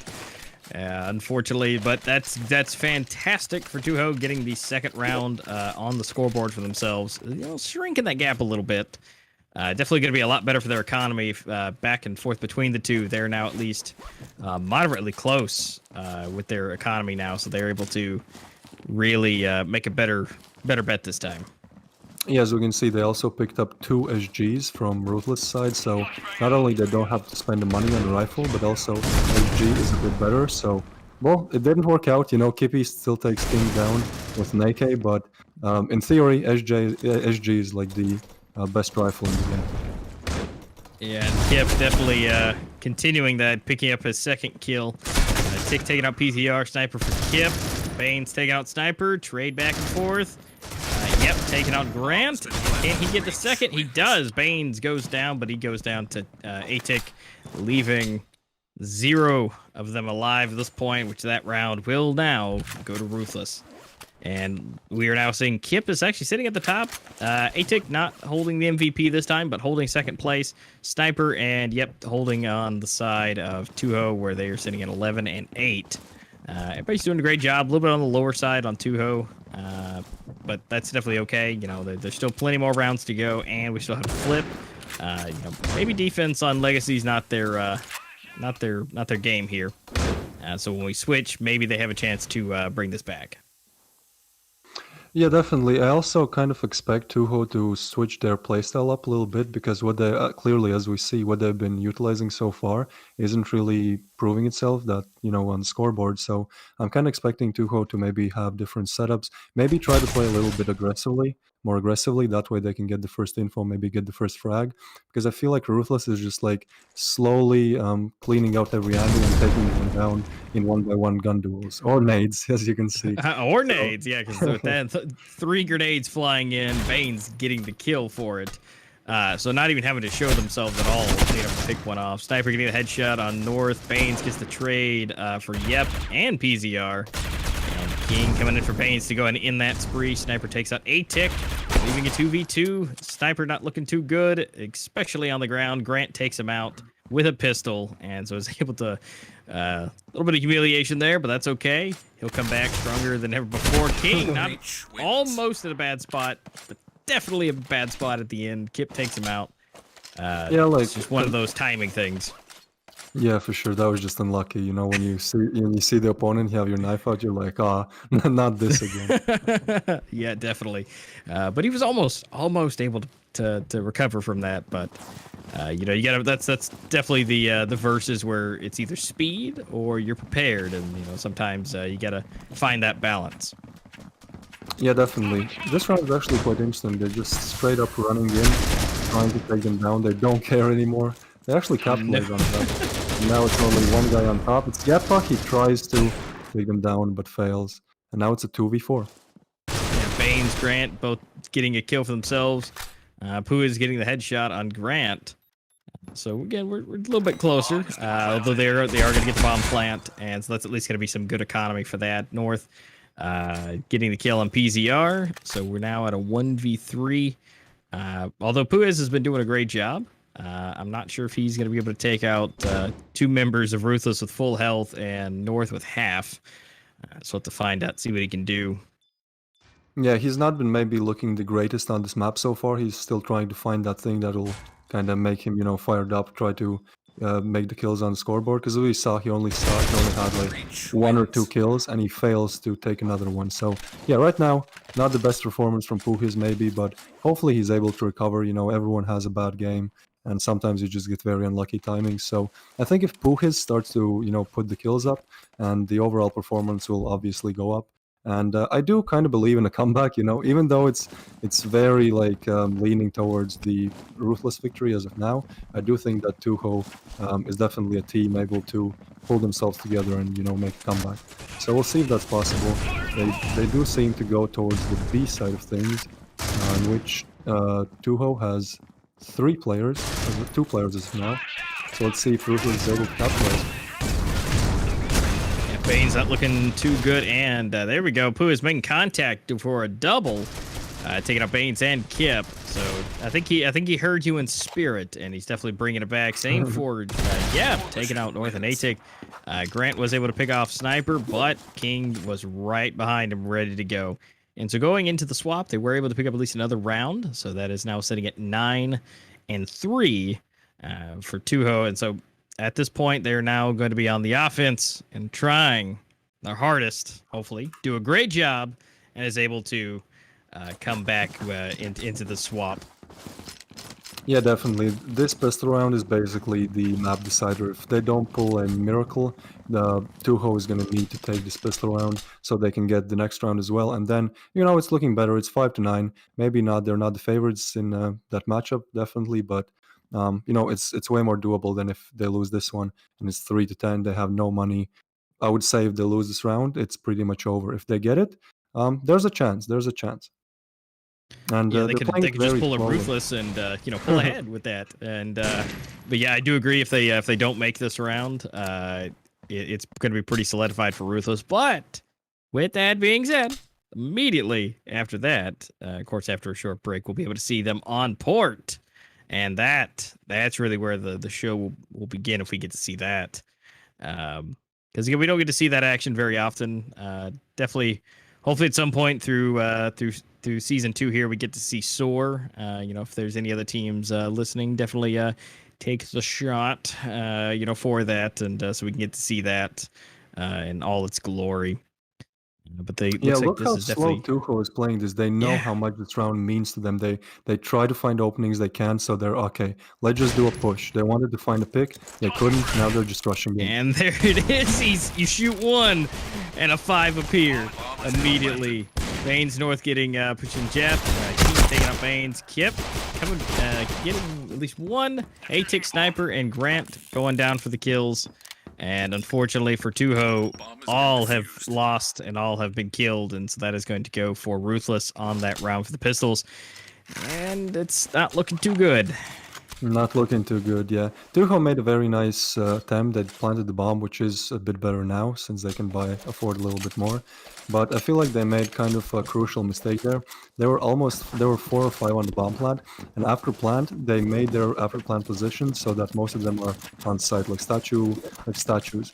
And normally, what you try to do on B site is try to stack as many players in glass, because when the coalition has to defuse, they have to like get the players killed in glass. So, and it's very hard to do that. So I kind of expected them to have more players towards the glass area so that they can play it more on time.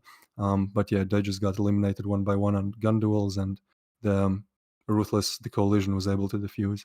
But yeah, now only Deagles, 1 GSR and 4 Deagles on the side of Tuho. Maybe they can get some, get a nice one-tap opening, maybe a bit luck, get a little bit of luck, in their way.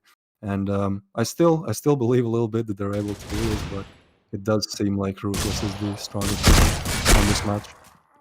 Yeah, to try and get those one taps is definitely going to be hard, as shown already with Yep and Sniper getting taken out. PZR with a headshot getting blown away, leaving King and Puiz by themselves. And Puiz has been taken out, and unfortunately, A-Tick be able to make the turn, and King was taken out, giving that round to Ruthless, bringing them all the way up to 11 versus 3 for Tuho.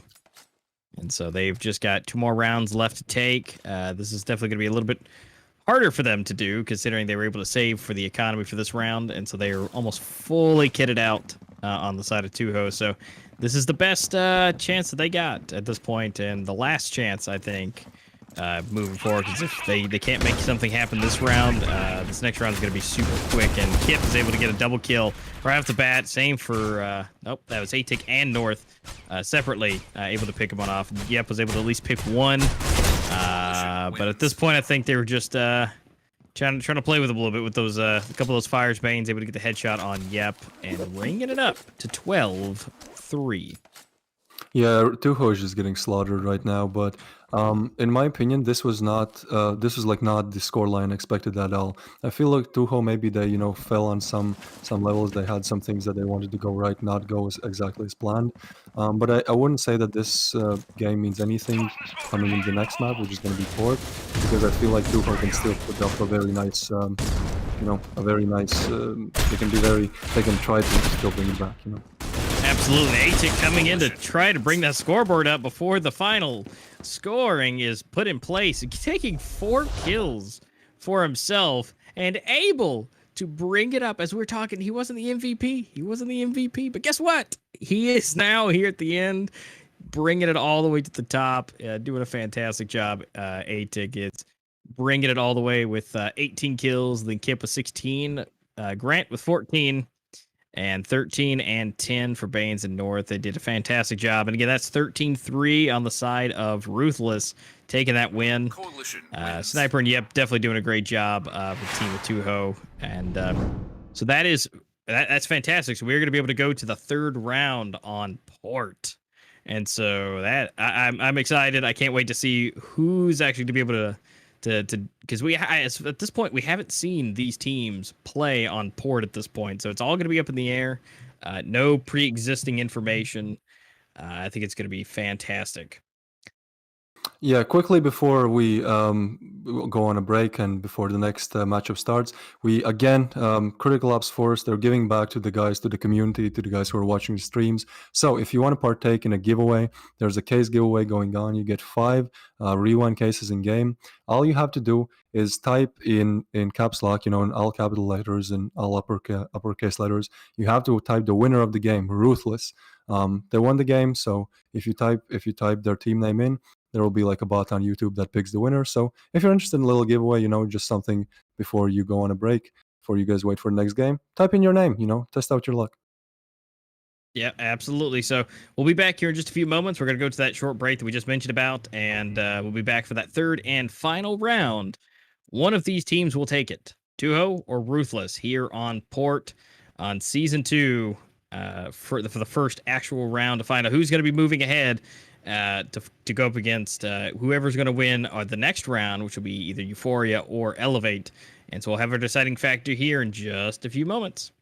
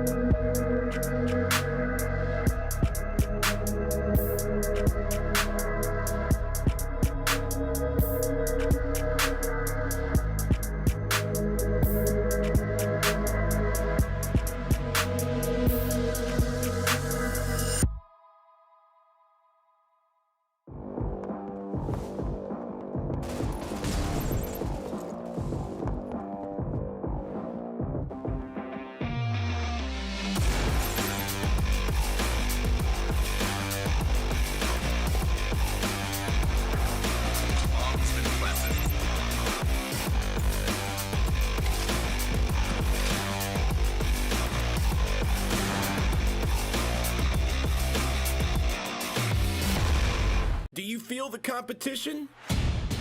Play Critical Ops tournaments now on Gizer to win cash prizes and exclusive credits.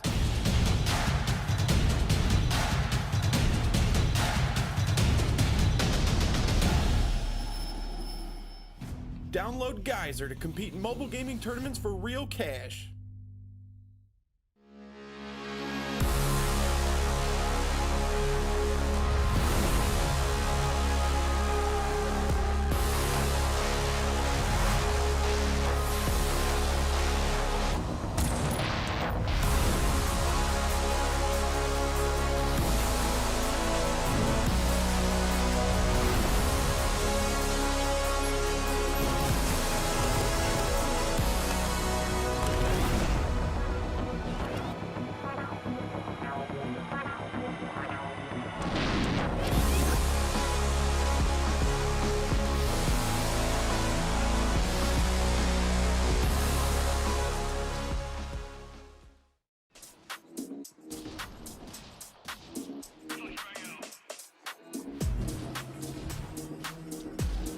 Inside, he's gonna get naded down there. A little bit of damage on him, but Mickey is fast on the flank. Inside, he gets two massive frags there. Allows for his team to come in.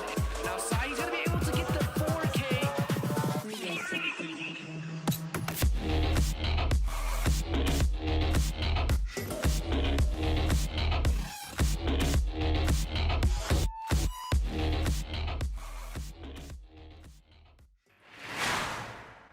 All right, guys, welcome back to the EU main tournament number 1 for the semifinals for Critical Ops Circuit Season 2. We are now kicking it off for round 3 with Ruthless versus Tuho here. They are going into the third and final round on part.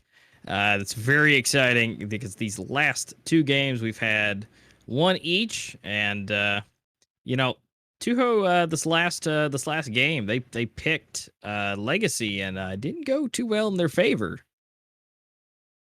And it's amazing to see, you guys, that one can pick one that they feel like they're confident in, and then it just gets switched around. Now, Twist, there's a few things that you made notion of that may have turned the tides for them on this last round on Legacy. Yeah, definitely. What a game so far. Like, there's been so much interesting stuff happening. So far, it feels like a kind of a battle, the underdogs win. Because on the first map, as we said, it was Ruthless's pick. So it was grounded. Again, Twitter polls were pretty equal before the best of 3 started. But it was Ruthless's pick. So we expected, Ruthless to kind of either take it or, just probably win it. And then, Tuho made an upset there and won. And we expected in the next game, actually Tuho is really good. They're taking down Ruthless like this on their own map pick. Let's see what Legacy is like. Let's see Tuho win it in 2, I guess. And then on Legacy, it was just a completely different story. Ruthless kind of just steamrolled through them. They had a very good.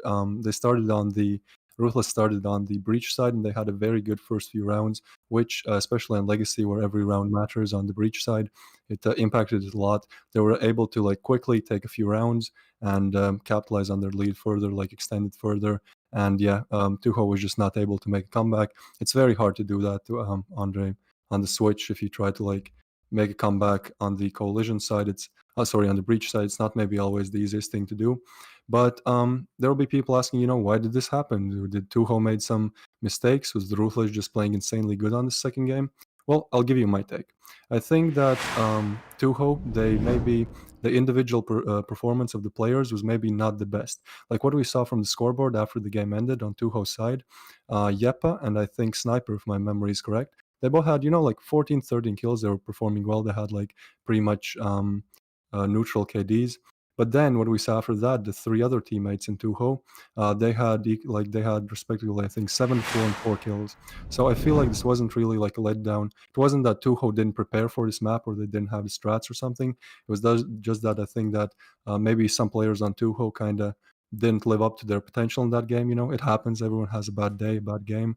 So yeah, but I would, if I had to blame the victory on the loss of Tuho in the second game on something, I would say that, just some players maybe didn't have the game that they wanted. But I think strategy wise and setup wise and everything regarding strategy and how you actually play the game strategically, I would say that Tuho is well prepared. and that legacy game might have just been kind of a blunder. And I'm quite confident that it will be a very close game on port. I feel like both teams are very prepared to take it home. Absolutely. And, looking at each team and their current ratings right now, Ruthless does have a little bit better overall team rating across the board over Tuho. And, if I do agree that, certain players, just, the balance between them, where if some are really, kicking it up and really hitting it out of the park, it's really great. But it's all about the team cohesion and them being able to do all that together. But with Ruthless's better rankings overall, definitely stats wise, give them a bit of an advantage. Which match was the fluke, I should say? Was it them taking the victory out of the first game, or are we going to see another round like we just did on Legacy between the two of them? And so this is definitely going to give us the right information to kind of really make that later prediction if they ever go up against each other again, or previous information for other teams. But they're definitely going to give it their all here on this third game. We did see Atik, even though his rating is not the best out of everybody on the team at the current moment, but he has been showing out, especially on that last and final round on Legacy, getting 4 kills out of the 5 and bringing himself up to MVP yet again. So he's really doing some great work for the team, and it's impressive to see him rise in the ranks through the rounds and ultimately in the end be there at the top. So his rating is definitely going to be going up a lot more. Yeah, definitely. So I think this just shows that statistics maybe don't show everything, and in game, what you see is who actually is good. And we're moving on to the knife round right now. It's underway. Again, knife rounds for who can decide first. So whichever team wins the knife round, which does look like it's going to be Ruthless, they are going to be able to pick the breach or the collision side, and then Tuho will have to just take the other one. So that's why you have the knife rounds. Maybe someone's wondering. Just basic Yeah, stuff. it definitely helps. Yeah, it definitely helps with the siding of it. To really, it's the rudimentary coin flip, but definitely more entertaining to see. I mean, as we were able to transition in, one of the players just moving backwards with 3 of them just charging at him like there's nothing you can do. It's it's better than a coin flip to be able to see them go at that. It's just ridiculous to watch them do that. But they've been able to make their deciding positions, and they're getting in everything reset, ready to go. But again, these first rounds are very important, even though they're the first rounds. You can kind of take them or leave them. But at this stage of the game, especially against Ruthless, those early rounds is where they take the lead, and then they can at least hold really strong in these later games. So they don't really have either way that they have to take. But definitely those earlier rounds do help get ahead. Yeah, definitely. That's actually kind of moving into the next thing I want to ask you. Like, what are your predictions for this game? Like, personally, I feel like Ruthless is going to take the comeback. Is going to make the comeback. They're going to take it 2-1. Maybe due to Tuho maybe not having the most amount of experience in these kind of tournaments. Like the squad of Ruthless, they've been around for a long time. I do know some of those players kind of personally, so they've been playing for, I would say, way longer than Tuho. Maybe their chemistry isn't as good, but definitely I would say their firepower is kind of better than Tuho. So yeah, I would say I would go for Ruthless, but I feel like Tuho can definitely show that they actually know what's up and they want to just take it. So yeah, Yeah, I out would of go for experience, with Tuho, they were able to the teams they took out to get here, especially Rain, and not only with Rain, but 2-0ing Rain, um, definitely shows that they can. Um, but again, we don't have much information on port, and this is really where, just like that AUG, it's up in the air, where they're able to really decide. But if we're going between, I have to agree with you. Ruthless may be able to take this one on port, and yeah, again, only time will tell. But we're going into the first round. This is again going to be that pistol round, the all deciding factor of who can get that first couple of rounds, and so they are now officially in and ready to go. Yeah, it feels like Port is a map where you have to play very strategically. So we're actually doing the knife round again because there was some problems with the first one. And as we can see, Tuho actually takes it. They make an upset the previous knife round that doesn't really count, Ruthless one. So Tuho already making a comeback already. They're trying to make things happen for them. So yeah, Tuho will actually be able to pick the starting side, and we'll see how that goes. But I feel like Port is one of those maps where Port is one of those maps in critical ops where you have to be very strategically good. So I would say that, especially because it's a new map, I would say whoever has better prepared strategies and just call outs and overall they get their game plan, I would say that team will take it. Gun, just one-on-one duels and aim doesn't really matter as much on Port as on other maps. So Yeah, we're definitely. live first round, and looks like Tuho are in the tunnels, and let's see what they can do from that. Yeah, that again, that low and slow. Looks like they're going to use a king as bait to get the positioning information to try and relay it back. They're just hanging out. There's not like a team meeting in the containers, and King will let them know if there's any trespassers coming their way. But he's giving it his best shot. Yeah, again, these first rounds, because this is something that Tuho really needs to take these first rounds to really get that advantage. Although Ruthless does have a bit of advantage on the because they have to get into the B site to plant there, and then it's a very good clinching point to get into A with Hole and Short.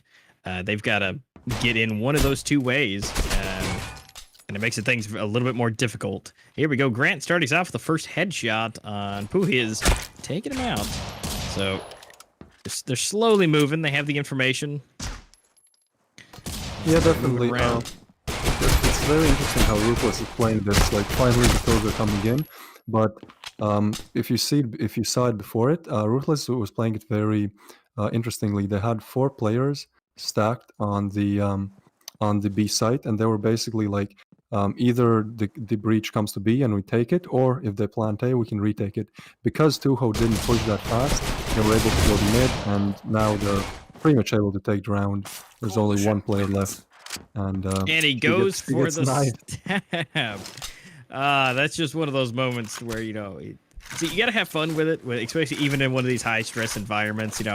You gotta go for the fun, and either you're gonna do it, it's gonna be great, and your teammates can back you up, which he's able to get the stab on him. It's a little bit of that humiliation, but that's okay. It's all in good fun, and they're gonna get a little bit better positioning here, a little bit better weapons. All pistols for the side of Tuho. Definitely gonna go for a bit of the save. Baines, the only one holding that main alleyway, but he's able to at least get one. But unfortunately, he's going to be taken out. He ran out of ammo, so that's unfortunate for that. Kip's going to come around the corner and get the body shot and take out Puiz. And that's going to be another clean victory for Ruthless. Yeah, Tuho just trying to do their best as per usual in these eco rounds. You just try to do. You're not even focused on winning. You're focused on dealing damage and maybe taking some of the coalition's guns, so that next round you don't have to spend your money on it. So Tuho did their best. They did get a single kill, but it didn't translate into a gun that they could pick up. But yeah, right now moving on to the third one. Again, this is the first rifle round, usually the first real round of the game.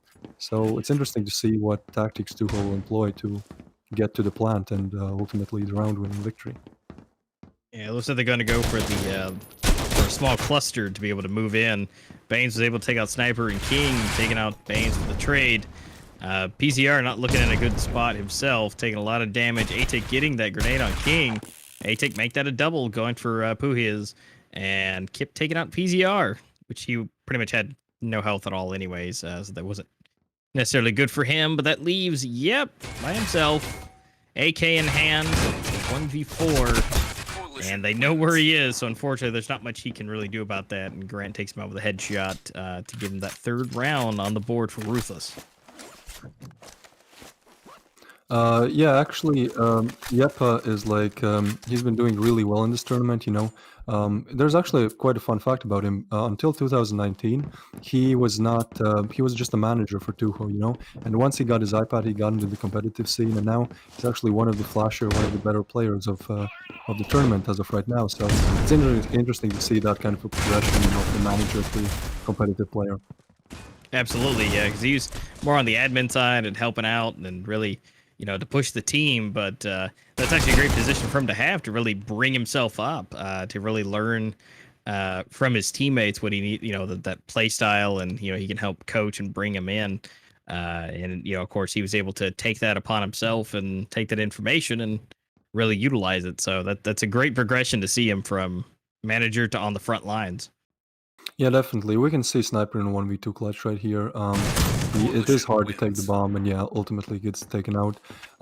There is quite of an interesting change. Maybe some of you guys have noticed. So as you know, it's permitted to switch. You know, you have a lineup of like 7 players normally, and 5 of them play. It's like the main lineup. But then some of the players, you can swap them out. Maybe if someone's having a bad day, you can swap it for someone else. And on Legacy, we actually saw that North was playing. In the spot of Vulgrant. So this game, Vulgrant is back. We'll see if that changes much. North had a pretty okay game last game, so yeah, we'll see what changes. And Ruthless are doing very well right now. Like they're 4-0 up already. But that's kind of how it goes. We might expect to come back from 2-0 pretty soon. Yeah, definitely. But we're gonna get a trade here. PCR and Kip both getting taken out. So it's still keeping it even. Fulgrant holding down short with that U ratio. Not able to make any contact. Bane's able to take out Yep and to really offset that just a little bit. And so they're not wanting to make too many mistakes. They're definitely wanting to take their time, try to get the information before running in there.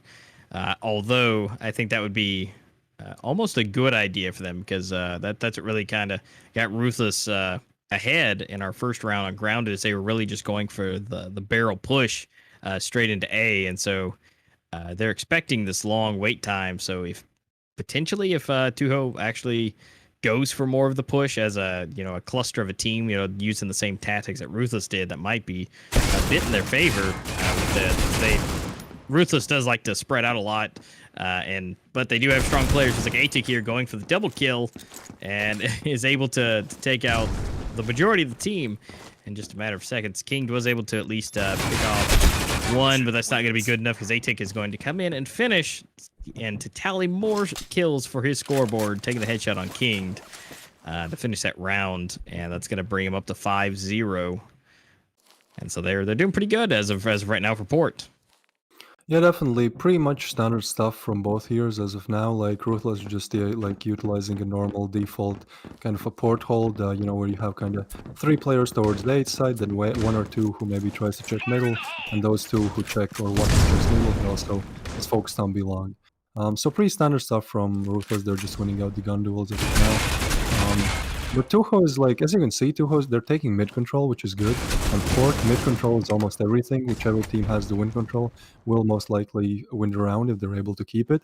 Because like you can only go belong, that's not mid. So if you're trying to enter like, the hole, maybe the tunnel, the long area, you have to peek mid. So whoever has the mid control, it matters a lot on this map. But I feel like Tuho is not like doing too many original strats or like things that you wouldn't expect. So that could be their downfall as of now, because they're trying to play it slowly. They're checking everything, just playing very carefully and making sure that they don't make mistakes. But maybe a bit of flair, a bit of originality is missing, because I feel like Ruthless is just able to camp it out, wait for them, and then take them one by one. So maybe we'll see some more interesting rushes and smokes and plays, but as of now, Ruthless is just winning the gun duels. Yeah, Ruthless is definitely holding the angles, holding the corners, and is able to really kind of stay in position. Bane's going for the double kill on PZR, and yep. Pua is able to pick off one, but Atik is waiting in the lurking to able to take him out. King being the last man alive, trying to push in, smokes everywhere, can't see anything. He knows where the bomb is, but unfortunately to him, he is currently surrounded. He is not in a good position. There's everybody is trying to plant. And he went for the plant. Oh man, and that was unfortunately he went for the points. You got to give him for that. we could see that he was in a bad situation, but he He went was in for it a really anyways. bad But situation. He had like yeah, three but players all around him. That was like, I don't even know. Yeah, it was just funny to see. But you yeah, know, they the were just players. waiting to pounce. Yeah, maybe if you're a real newcomer to critical ops, the players don't actually see other players through walls in the game. It's only on the spectators, so you know, it's not that like they know things that we do. Yeah, this is just our beautiful abilities to be able to see that, but that is a unfortunate set of situations. Sniper being the first one taken out, and Puhiz as well. Kissel is definitely showing his name out for being coming in for this round. PCR does take him out. Baines is waiting around the corner. We might see Baines be able to make some connections, which he does do a little bit of damage. But King getting the double kill. Atik as well, trading out for the doubles. And yep, coming in to save the day, it looks like. Not making any contact, but at least able to keep down being able to defuse the bomb. He's coming in, and is he going to be able to make full contact? He does on Kip, takes him out, and the bomb is going to not go off, but they're still going to be able to get those the money points for that. Yeah, that was well played by Yepa. He knew he had to run down the timer, and that's exactly what he did. But this is what I was telling you, like, see, this is the first round that they've actually kind of switched it up. They've changed things. They just went for the tunnel rush, and it worked. They got the plant, and eventually they got drowned. So I feel like if we see more of that, more of kind of unexpected rushes, things you wouldn't normally see, they'll definitely be able to take more rounds. Absolutely. Sniper and yep, getting headshots right off the bat. Kip and Atik getting taken out. Going to go ahead and turning the tides for them. 5v3, so this is definitely looking a little bit better. Again, that rushing that they were able to do definitely helps. PZR getting taken out from a distance. But of course there's not even any movement. They're just gonna let it happen. Seeing if he decides to push or not. Baines continuously to check in the corners.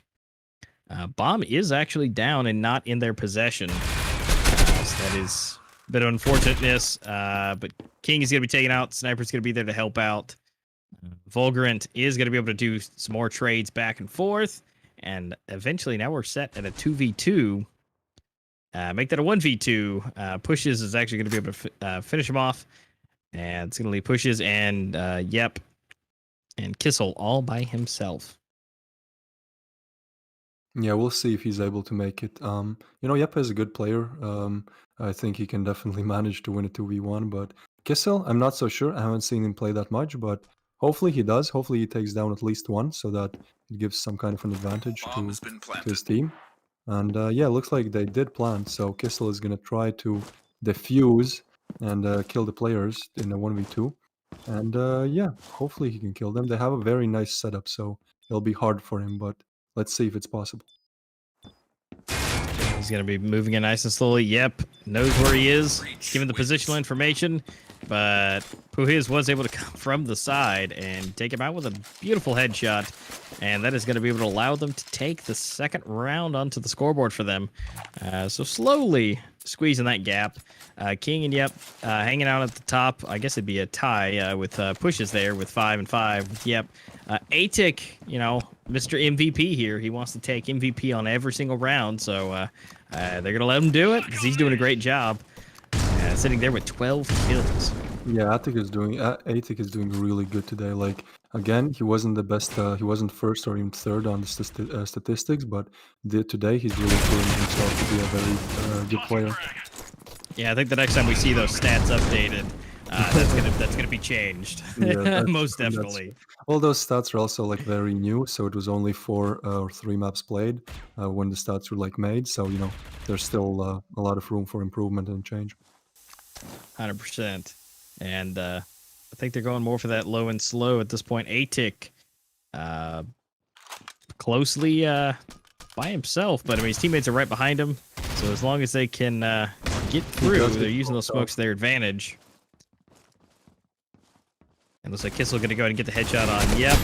Kip is going to try and go for the revolver. Unfortunately, not going to work in his favor. Sniper, PZR, both on headshots on Atik and Kip. So we're Kissel not looking too great. 4 health remaining, and currently sandwiched between 2 members of Tuho right now. So he is probably not going to make it much longer. And just as that, he is down and out. Although we're gonna get pushes is gonna be taken out for the trade, and so it's gonna be evenly matched. Fulgurant taking out Sniper, headshot as well. Again, just headshots rolling the board here, and body shot from PZR King. Not looking too good right now, and definitely not. He's gonna be taken out by Banes, and that round is gonna go to Ruthless. So they broke the mold a little bit. Tuho was able to at least take a few rounds, but it may be back in Ruthless's court. Yeah, so the Ruthless right now, they're 5 rounds up, and I think one of the reasons one of the causes, cornerstones of their success is that they're able to take map control very well. They know, like, it seems like their communication is very good, and like, look how they play. If you look at radar, as soon as, like, they always try to go for jiggle peaks, they try to check, they try to see which areas of the map are open and which ones are not, and they really punish on it once they, like, just, see that some area is not open. They immediately take control of it, and Tuho, all they can do is just, stay back. But now, actually looks like Tuho is finally taking another round. Might be start of a comeback. And I think it's less than one before. Oh yeah, and of course, I love seeing that silence vector come on the field. So PZR, you got my love there. Yeah, that's I really like the silenced vector. I think it's in close range. I would say it's a better weapon than the AK because it has insane accuracy while running and moving. So like in close range, if you run and jiggle and do all of that stuff, it's way harder to kill you. Plus, you're more accurate than with AK. So in close range, vector is definitely one of the deadliest weapons in the game. Yeah, and in most environments, the vector definitely. At least for myself, it's definitely one of my favorite picks. It's just one of my favorite weapons of all time. If I see it, I definitely want to try and put it in my hands. King Banes, Puhiz, and yep, along with Vulgarant, just racking down the kills, getting Vulgarant not looking too good, down with 6 health. Atik still sitting at full, and Puhiz is the only one that has any damage on Tuho, so they definitely have the health advantage and placement right now with the bomb being planted. So they should be able to pull this one out. Yeah, for sure. They have very good setup. Vulgarant is very low on health, and with an FP6, I think they're just trying to get some frags here. Yeah, and that they didn't succeed in that. But their goal wasn't really to defuse, like that's just too far out there. They were just trying, again, maybe get a weapon on Vulgarant, upgrade him from that shotgun to a rifle. And but yeah, it didn't succeed. Ruthless didn't win this round. Tuho putting up yet another one. It's getting closer, and as I said, this map is like it's not really coalition or breach side. It really depends on like if you have good strategies or not. So I feel like anything can happen like from this point. Yeah, 100%. I mean, although either side has their advantages, but definitely with a little bit of aggression, a little bit of precision, on board, it doesn't really matter as long as you can offset the other team. You can make either way happen. Yeah, definitely, and I think we're seeing that right now. Like Tuho is just coming in, maybe starting to kind of find mistakes in Ruthless's defense. But yeah, both the teams seem to have some kind of an idea of what they want to do, and they're trying to do it the best that they can. Yeah, Kippy is a little bit low. He hasn't. He's playing with the HK, which is quite interesting for me because you don't really see that weapon come out a lot in competitive play. Normally, it's the AK-47 and the SG on the breach side, and M4 and the AUG on the collision side. So definitely interesting seeing a weapon HK rifle that costs $2,900. It's available on both sides, so yeah. Normally, it doesn't get picked because it has a very low fire rate, but it seems like Kippy can make it work. And Ruthless actually takes the last round of the half, taking us to the pistol. Yeah, no, I've had a chance to get the HK in my hands, and I do quite enjoy the fire rate on it. You definitely can take your time with it. But yeah, you are right. I'm pretty sure, if I'm not mistaken, this is the first time we've seen that on screen. But from last season, I don't think we saw it at all. So it is very interesting to see that in, and the diversity. I definitely love seeing it. To see weapons and maps that we don't normally get to see.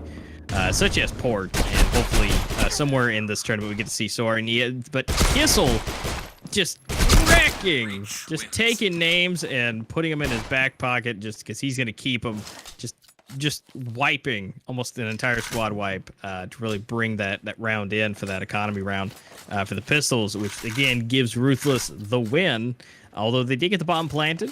They're still going to get that extra advantage, so it's not going to be as terrible for Tuho, but I think they're still going to go for more economy at this point just to save that money.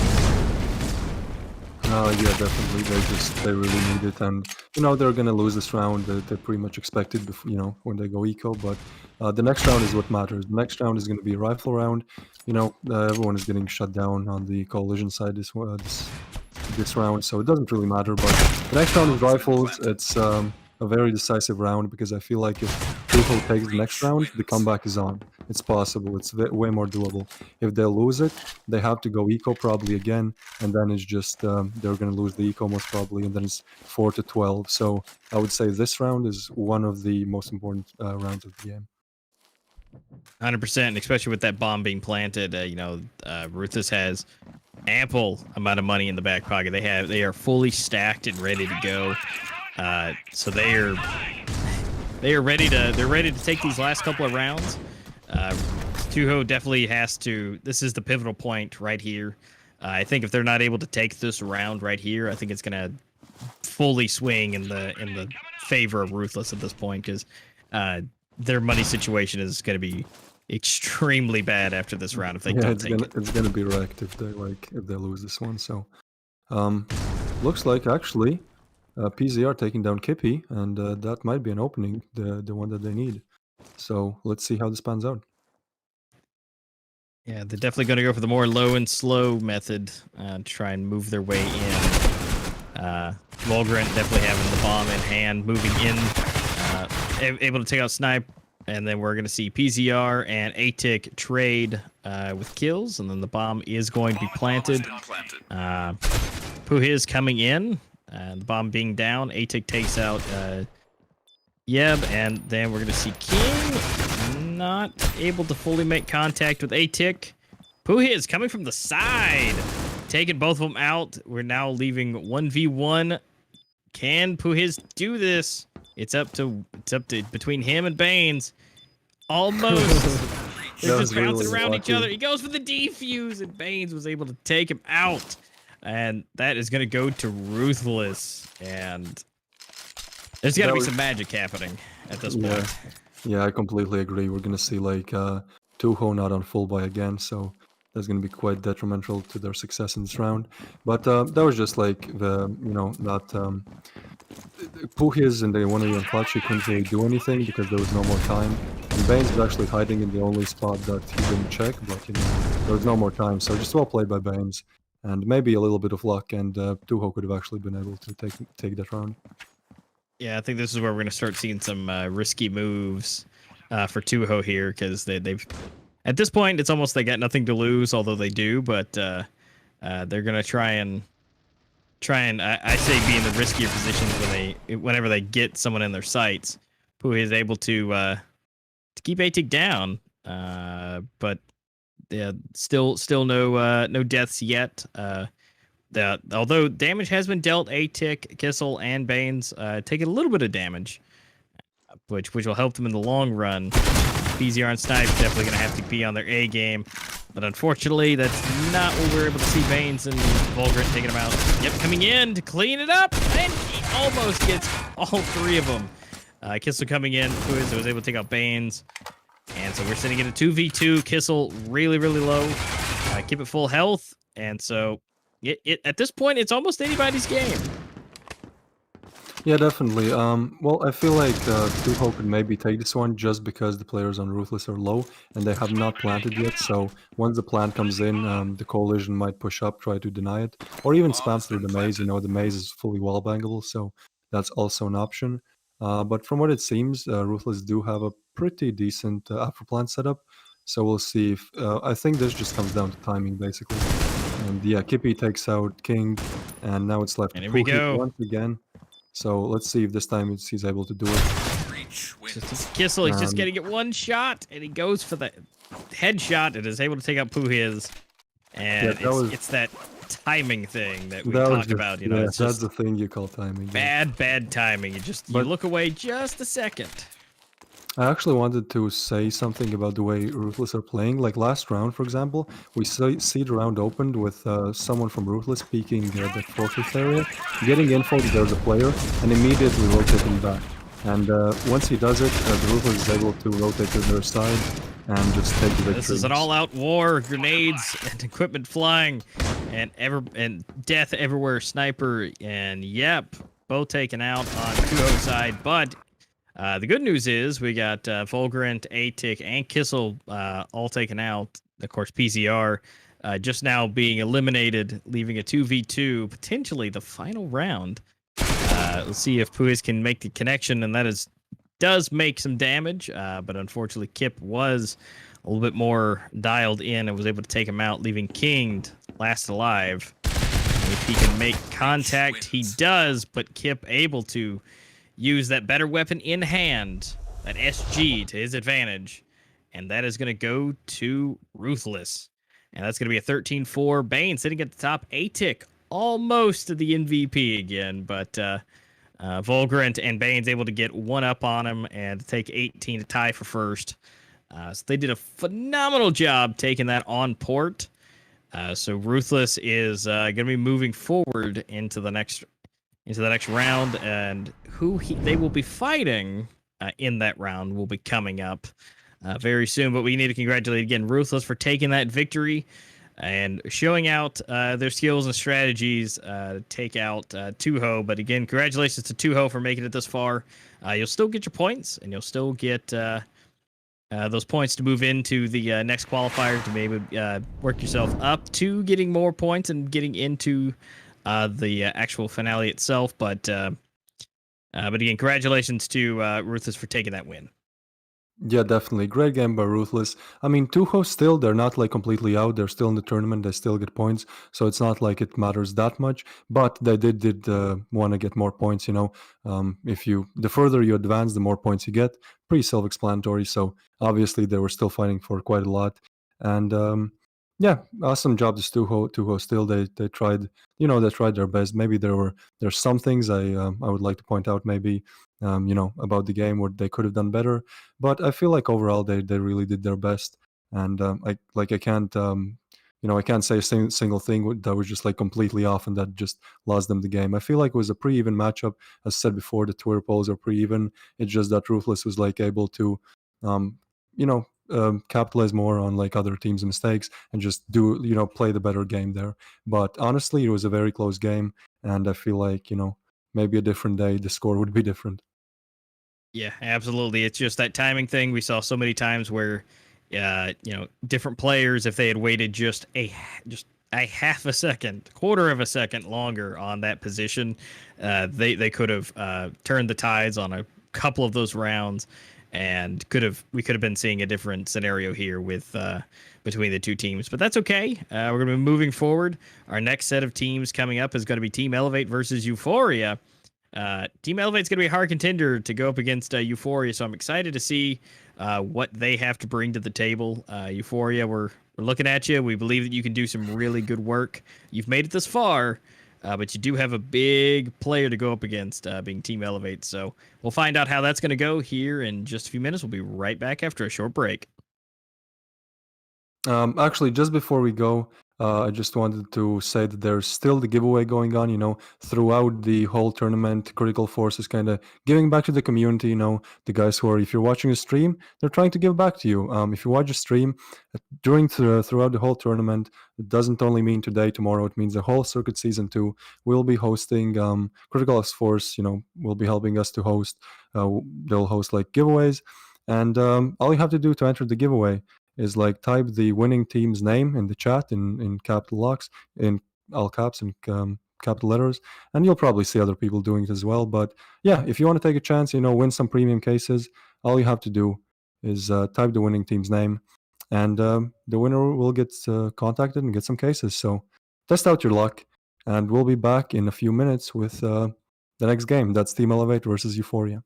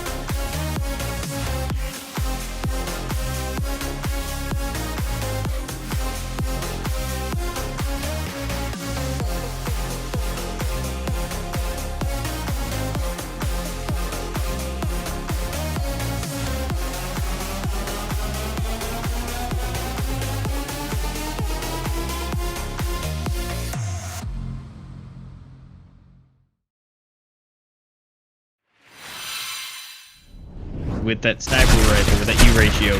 6 getting a headshot on Grant, but Baines coming in for the triple quad and able to completely clean all but one. That is leaving Genesis by himself. Baines, 6 health. He's done all the work. Rain setting up that beautiful defense we've seen, and they are circling around. Gesh going for the quad kill. Wow. And just obliterating his team. Virtually useless. So he's just going to take it and run.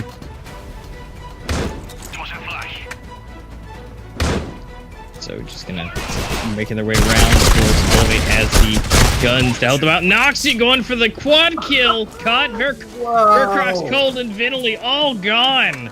And then Faultless as well being taken out. Bomb is going down. And looks like it was planted just in time. Gesha getting double kill. Envy and Unluck. One more left. Genesis able to be taken out with a pistol. 8 health left. Looks like Faultless and Strong about the same health right now. It's anybody's game. Who can shoot who first?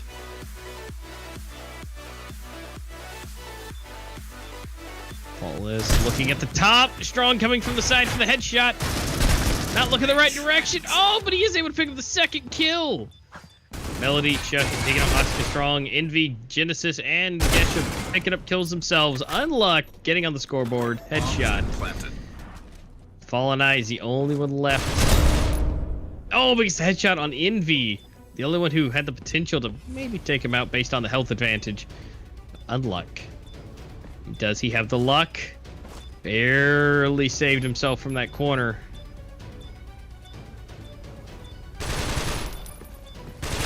Using those ears to his advantage. Gotta go for the defuse. Is he gonna be able to get it? And yes, he is able to fake him out just long enough and to take out Unluck to get the first round on the board for Rain.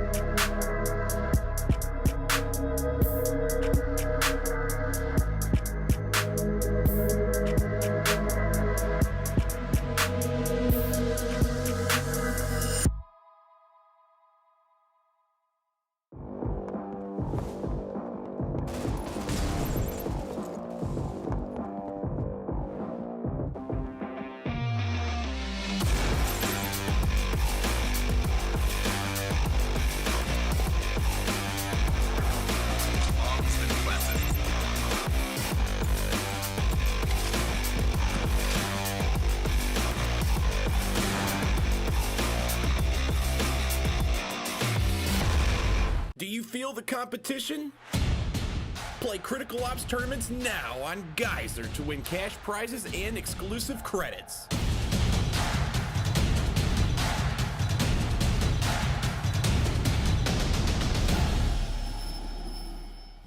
Download Gizer to compete in mobile gaming tournaments for real cash.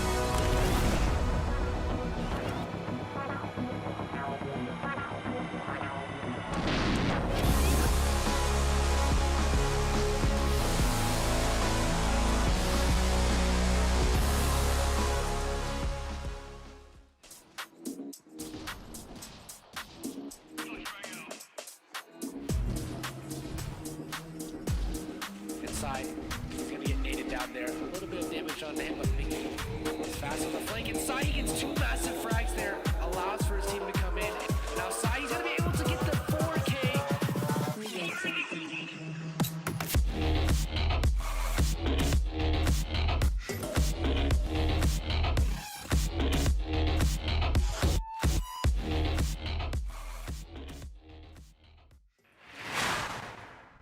All right, guys, welcome back. This is the EU tournament number 1 for the semifinals for the Critical Ops Circuit Season 2. This is game set number 2. This is going to be Elevate and Euphoria going up against each other to find out who will make it into the finals for this first qualifier round.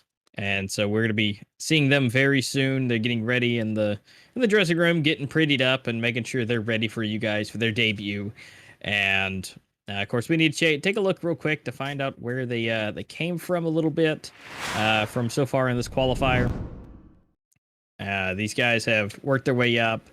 Elevate went up against Grand and did a phenomenal job, 2-0, and Euphoria went up against Xenocide, and again 2-0 on their last matches to get here, and so they did a fantastic job, both 2-0ing. So it's going to be interesting to see who's going to be able to take it. Of course, Elevate has a bit of a history getting into the finals of last season, going up against Rain. They unfortunately lost, but they are and have made it to the finals, and so it'll be interesting to see what Euphoria can bring to the table. So let's go and check out kind of what we're looking at for the rankings here between them. And so Euphoria, they're looking pretty solid. Twist. They're between everybody on the team. It's kind of a hodgepodge of people we've seen before, but the rankings look really good. Yeah, definitely. Again, these statistics, Circuit Season 2 is just underway, so, there's not too much info. There's maybe not 10 or 20 maps played where you can kind of rely on the statistics more. Right now, as we can see, for Euphoria, they've only played 2 maps so far. They've won them, so that's good. Some teams have played more, like 3 or 4 maps. But for Euphoria, it's only 2. As we can see, Hazy, Fierce, and Rooms are kind of top in the charts. Maybe Rooms doesn't have the most kills. Actually, Mixage has the most kills, but he's in 4th place because this is ranked by the ratings, and the rating is like kills, deaths, assists, like your overall impact in the round like matters way more when it comes to rating. So apparently Mixage is the big fragger. You're going to have to look out for Mixage on Euphoria. He's probably going to be the one putting up the kills, but as you can see, Hazy, Fears, and Rooms, maybe they don't have as much kills, but apparently they're putting in more like impact as a team. They play more for the team. So definitely a very nice lineup for Euphoria. And yeah, let's check out Elevate now. The other side, let's see what they have to offer. So they're definitely bringing in plenty to offer. You definitely got to give them that. Their scoring as kind of a whole with individual players is a fair bit higher when it comes to their overall rating. Of course, then we got Vinley, Envy, Noxic, Frix, and Star Player. That's a new name that I haven't seen before, so I'm really curious to see Star Player in action. Everybody else in the entire lineup is extremely familiar to me, so I'm not sure if someone may change their name or if that's someone completely new, but I'm excited nonetheless, because if that's a new player, then that means that skill level has to be there as well for Elevate to take on a new player. So I'm excited about that. Yeah, definitely. I think this is a very good matchup. Like, yes, Elevate might come as a favorite there. You know, there were Twitter polls, who will win, and Elevate was kind of in the favor. But I feel like Euphoria has a lot to offer, especially because they're basically a team from very old players, from like not old, but like known in the community, players who have been playing for a long time. They kind of just came together, made Euphoria. So it's a new team in the sense that the team is just new, but the players not so much. A lot of them are experienced. I would say that both teams have incredible players with a lot of experience. So yes, Elevate might be the favorite just because they're more known. They've played together longer. They might have like better chemistry. It's just Elevate. Elevate is just Elevate. Basically, they're some might refer to him as them as gods. Something they're like not that good, but Elevate is Elevate. They're definitely a top contender for like the best team in Critical Ops as of now. But this is what we're finding out. That's why we have these matches to find exactly which the best team is. But yeah, I think it's going to be a very interesting game, and hopefully, if your Euphoria causes an upset and takes it home. Because we all enjoy a nice upset, especially against a top contending team. I mean, the fact that 2-0 was able to make it to as far as they did, beating Rain. I mean, unfortunately, we didn't get to see that, but uh, the fact that it's there.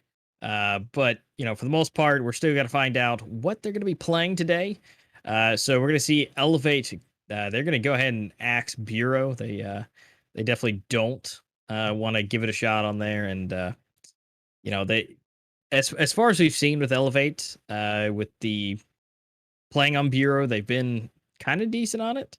But definitely, every time we've seen them go into Bureau with Rain, they've typically been able to bring that out and move forward with it and take the win. So I'm not surprised to see Elevate ban Bureau at this point. Yeah, also when you're in the band stage, it's not only about which maps are we bad at, it's also like which maps are the opponents extremely good at, and so like we should ban those maps. So maybe Elevate is not, they don't have like the worst performance on Bureau, there's maps they play worse, but they probably know that if your Euphoria is like very good at it or has practiced it, so that could be another reason why that map ban comes in. Anyways, for Euphoria's side, we have Plaza. Plaza is going to be their map ban. Again, not necessarily they're bad on it, just that maybe the other team is better. And the first game that we're going to play is going to be Port. Yes, the Port was the last game as well as the Decider. After that is going to be Legacy. Then again, two map bans, which is Raid and Canals. Again, maybe not particularly their worst maps, just they don't want to play them. And then basically the map that gets left out, that doesn't get banned or picked, is left. So the Decider is going to be grounded. And the one map that's actually just completely left out is Soar. Soar is kind of in the corner, just crying. Nobody. Why do none of the competitive players want to play me? But I would just say it's due to the fact that it's just a new map, and teams don't really feel that comfortable on it.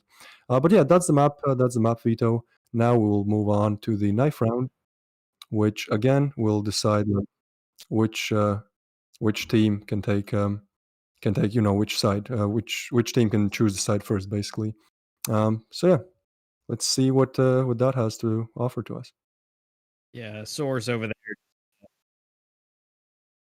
there. They're wanting to get some love to it, but they got to warm it up a little bit. It's got to take its time, and I wholeheartedly think we should be able to see it at some point this season. For any other teams that are checking out the competition here, definitely, we'd love to see it. But Yep. the night round's already happened, and so we're gonna be going in straight into the first round. Again, pistols, and so we're gonna find out who can take that first advantage. Yeah, definitely. So they're playing quite slowly now, and I think Port was the previous map on the stream, but I feel like it's going to be interesting to see how Elevate and Euphoria plays it differently than the Ruthless and Tuho before it. So hopefully we see different kind of CD stacks and CT strategies to defend, and hopefully we see some nice T side strats as well that we maybe haven't seen yet. But yeah, very careful approach by Elevate here, but it does look like they're going to take mid control from long now. and try to push on to that A site, which is actually left completely open by Euphoria. Yeah, and they are just completely moving around the map, and they've effectively done exactly what Elevate wanted them to do, to move around looking for them. And that aggression can be good if they're waiting and laying there for you, but they had that timing down perfectly. As soon as they got halfway around, they moved forward. And Genesis starting us off with the first kill on Fricks. Vinley for Fierce here, and then we're going to have Envy doing squats. Don't forget about leg day. Envy has always been great for leg day. He has shown us time and time again to continue leg day. Adam taking out Noxic. Envy able to swap with him. Genesis and Hazy to pick off Star Player, and Envy Ventilate to come in for the double kill. Genesis to take out Ventilate, and they are actually able to get that bomb explosion and in their favor, and they're going to take that first round. Yeah, so it takes the first one. Subsequently, as again, I would guess that they would also take the second one, just because Euphoria is now, they don't have the best weapons, you know. Actually, they're going like almost full eco. They're only staying on pistols as it seems right now. And Elevate is fully bought up, so this might be one of the fastest rounds of the game, just because it's like pistols against rifles, you know. Ooh, and Finley with a grenade right off the bat. Envy getting a double kill and Noxic coming straight from behind. Adam was able to at least get tricks though. So let's at least get on their side. Vitaly taking on Hazy. Super quick. I agree with you now. Yeah, quickest round we're going to see more than likely. At least until the swap again. They just obliterated them quite quickly. Yeah, it's actually very interesting to see that MPX come out on Star Player. Like, that's not a weapon you'd usually ever see in competitive, because there are SMGs that are like more expensive, but they're better for their job, or they're less expensive, but they're, you know, less expensive. They're actually the same level. So I actually want to see what Star Player is able to do with this weapon. You know, it's kind of one of the newer weapons added to game. It was added, I think, like 1 or 2 years ago. So, you know, there's been some time to adapt, but it's not something you would normally see. So it's interesting. Maybe he'll get some kills, maybe not. He is trying to, you know, play it slow. I think Elevate will just try to play for picks now. They're playing way slower than the previous game, Ruthless and Tuho. So, yeah, let's see how that pans out. Yeah, no, I'm happy to see that not only are we seeing new players, we're seeing new guns. The HK came in. Now we got the MPX. It's, you know, the diversity is great, and you know, especially with, you know, Star Player being the new one to the team, might as well bring a new gun to the team too. So I'm excited to see how this will pan out. Yeah, maybe he got picked up because he's like a notorious MPX player who just destroys everyone. You never know. Yeah, I mean, he could be. You know, we haven't seen much from him, so you know, that may be his angle. And of course, they got the bomb planted, so they're gonna get that beautiful bonus. Noxic comes in to go for the headshot on Mix. Adam cleans up Noxic for the trade. Genesis, not the best spot in the world, in the middle of a reload. Gets taken out by Star Player, and with that MPX. And so we're seeing about 4 down now. Vinley able to get a double kill on Hazy and Adam, and quickly picking up that 3rd round for them on the scoreboard, being 0-3. Yeah, so we can see that Elevate already accelerated. You know, they're building up on those first rounds that they got. They're building up on that pistol round. What's quite interesting, especially on Port, is I think to pay attention to the radar, kind of the way not only the player you see on the screen moves, but how he moves with a team, you know? Because again, Port is a very tactical map, one of the most tactical critical ops maps. So whichever team has the better strats will probably take the game. And if you check radar, you can actually see the strats that they're running. So check the radar. It's good for you. You'll learn a lot if you're trying to, you know, come up in the critical ops scene. So yeah, that's a suggestion for like anyone. Check the radar. It helps you a lot to improve in game. And Vinley again with the grenades. I mean, he is just pinpoint accurate with those things. Yeah, like beautiful. 2 in 3 rounds. That's crazy. Yeah. I mean, I'm not surprised. Vinley, here we go. And Whoa, what? whoa. Vinley with the triple. You're going What is crazy. this? Vinley wanting to take the lead. Of course, nothing short of, you know, his majesty that he does. You know, he has come to play and come to win.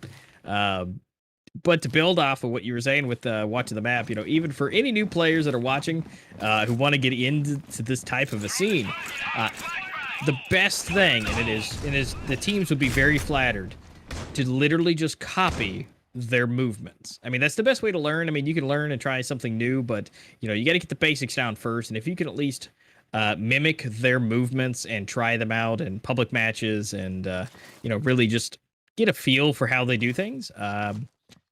Just trying it casually will give you that experience to try and critique it to work the way you need it to.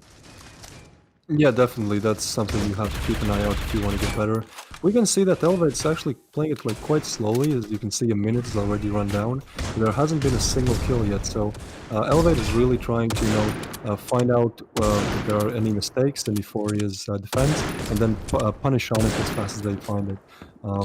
Yeah, that's why it's quite slow, because they're not trying to necessarily push in and get the round by just pushing and getting frags. They're trying to like outsmart them and then use the information that they have to like win the round as well.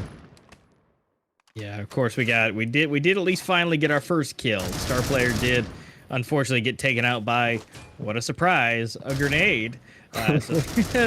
Lovely trades back and forth with it. I mean, if they don't have a future in the competitive scene, definitely I think baseball might be something they might want to pick up as a sport, because they are just throwing those beautiful. Yeah, the nade damage has been insane in this match. And they're like, here we go, Noxic. Double Mixage and Fricks. Fierce and Noxic again, continuing to eliminate. Genesis E ratio 2v1 Noxic and Envy. That is a dynamic duo you do not want to be up against. And just as I thought, Noxic was able to take him out with that AK in hand. Yeah, he was in a mom's spaghetti situation. You either do it or you don't. It's just one moment. Yeah. I do like that he tried to go for the no scope there. Even though it's like not as accurate, he just wanted to show off for the stream. So unfortunately, it didn't connect. But it's nice to see players trying to just be flashy. Yeah, that would have been absolutely nuts if it had, because then he would only had to contend with Envy, which if he had shot him in the pinky toe, he would have died. And Adam again start us off with a grenade, but definitely going for that revenge on Vinley. So that is 4 grenade kills so far out of 6 rounds. I mean, I'm sure we'll continue to see more Hasty taking out Fricks. And looks like Noxic is going to take that as a good omen and to go a different direction.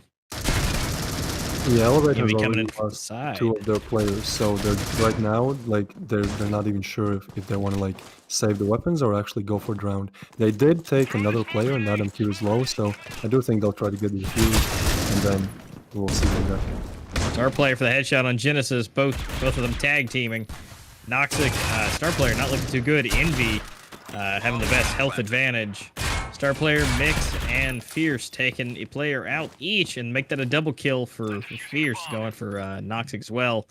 They are going to get the defuse. They're finally going to be on the scoreboard.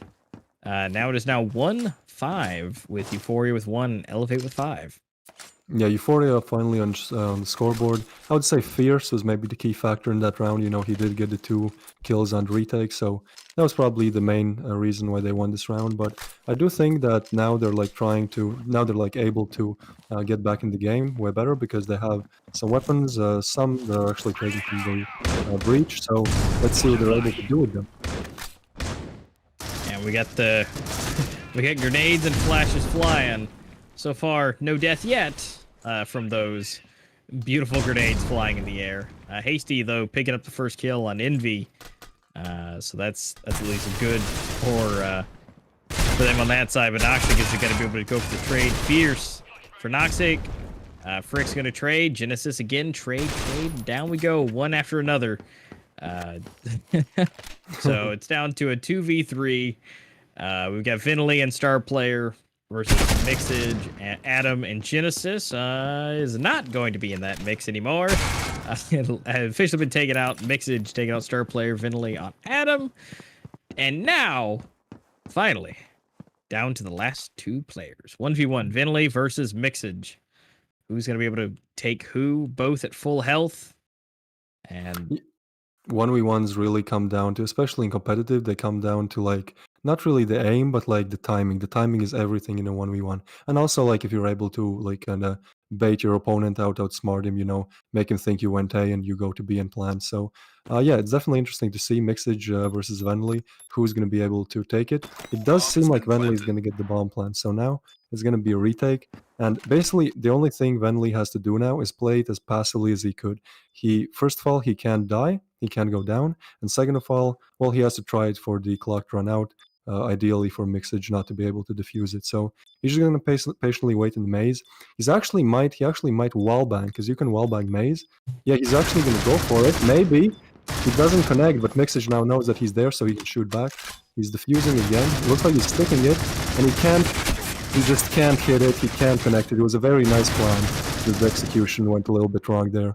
But a very nice attempt by Venli. But Euphoria will take the second round. And yeah, it looks way more promising than now. Yeah, they're doing fantastic. Able to really bring it back. It's great to see that they're able to pull it off. With that, then Euphoria now has 2 on the scoreboard. So they're again squeezing that just a little bit. Again, watch out for those grenades.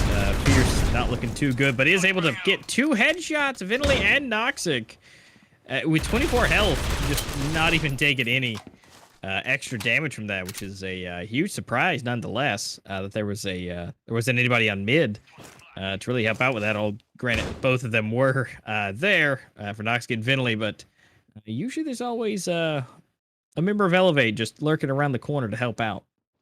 Yeah, I'm pretty sure Fierce took both of them down, right? So from what I've seen, on the stream so far, just from his perspective, he's really putting in the work and he's, trying to do the best for his team to slowly come back. So yeah, good job for Fierce, and let's see if the 3v5 works out. But I do think that they might, Elevate might take down a few players, damage their economy a little bit, but I feel like ultimately it's a 3v5 and it doesn't happen too much, But we'll see. Yeah, Fierce really just holding down that main side. Mixage going for the double kill. Star player and Envy getting taken out, but Fricks leveling the field, getting a double kill on Fierce and Hasty. And so we're sitting at a 1v3. Fricks is the last one alive. In a good position, though. As far as what he has for health. But it depends if he can make contact, which he does directly to the face for Mixage. He has no time, though. He does not at all, but Genesis is going to cut that short. Finish him off, which is great for the side of Euphoria. Yeah, he definitely tried his best there. I mean, it was a 1v5 clutch, so, anything he gets would be good. And 3 kills is actually pretty nice if you're left in a 1v5 situation. But yeah, I wanted to kind of build on the thing that you said there's 4 nade kills in the first round. Now we don't see them as much, but that just proves the point that, like, Port is so utility-based. So if you stack the nades well, if you have, like, good nade strats, good smokes, good flashes, you can really open up those sites. You can damage the players with nades, you can smoke them off, and you can take the control. So yes, very utility-based map. And hopefully we see some more nade kills. Actually, I do like seeing some Colbys up in the kill feed. And there goes a nade, another one. Unfortunately, they don't work out. But yeah, it's a close game. It's definitely getting closer now. And let's see if Euphoria can take the 4th one. I think it's even in a row, right? So yeah. Yeah, no, but it's crazy though that not only do you have to worry about placement of yourself and navigating and traversing with tactics anyways, now you have to watch out for mortars from the sky to also contend with, to really add that extra bit of craziness to Port, to where you never know where it's going to come from if you just pop from anywhere. And Hasty going to go ahead and get that headshot for the first kill for this matchup on Star Player. That was a very nice kill. Like, I think he was in the smoke pretty much. So, yeah, it's pretty nice, playing with the smokes, playing with the things you got. If there's a smoke, you can go into it. You can wait in the smoke. You can play around it. You always, in competitive, you always try to utilize every single advantage you have. So, very nicely done by Hazy. He just was not, the enemy was not able to spot him in the smoke. So they're slowly moving in. Through short, it looks like we had Adam, Vinley, and Fierce all picking off each player, leaving Vinley by himself. Not in the best position, and Fierce proves that and gets a headshot on him to take him out. We are now 1 round away from tying this up. Going from the huge gap that we started with down to 1 round difference. Of course, Fierce, Mix, and Adam sitting at the top 3, and Vinley, Noxic, and Fricks sitting at top 3 for Elevate. all extremely close scoring. This is definitely, these two teams are well-rounded, and they may be able to bring us another 12-12 again. Here we go, Noxic, Haste, Genesis, the star player. Also Genesis and Envy all picking off individual players. Knocking us down to a 2v2. We've got Vinley, the bomb is down. He has got half health, just a little bit below. He's at 45. Envy coming through with Fierce. And Genesis able to get the quick scope. Can he make contact with Vinley? It's a 1v1.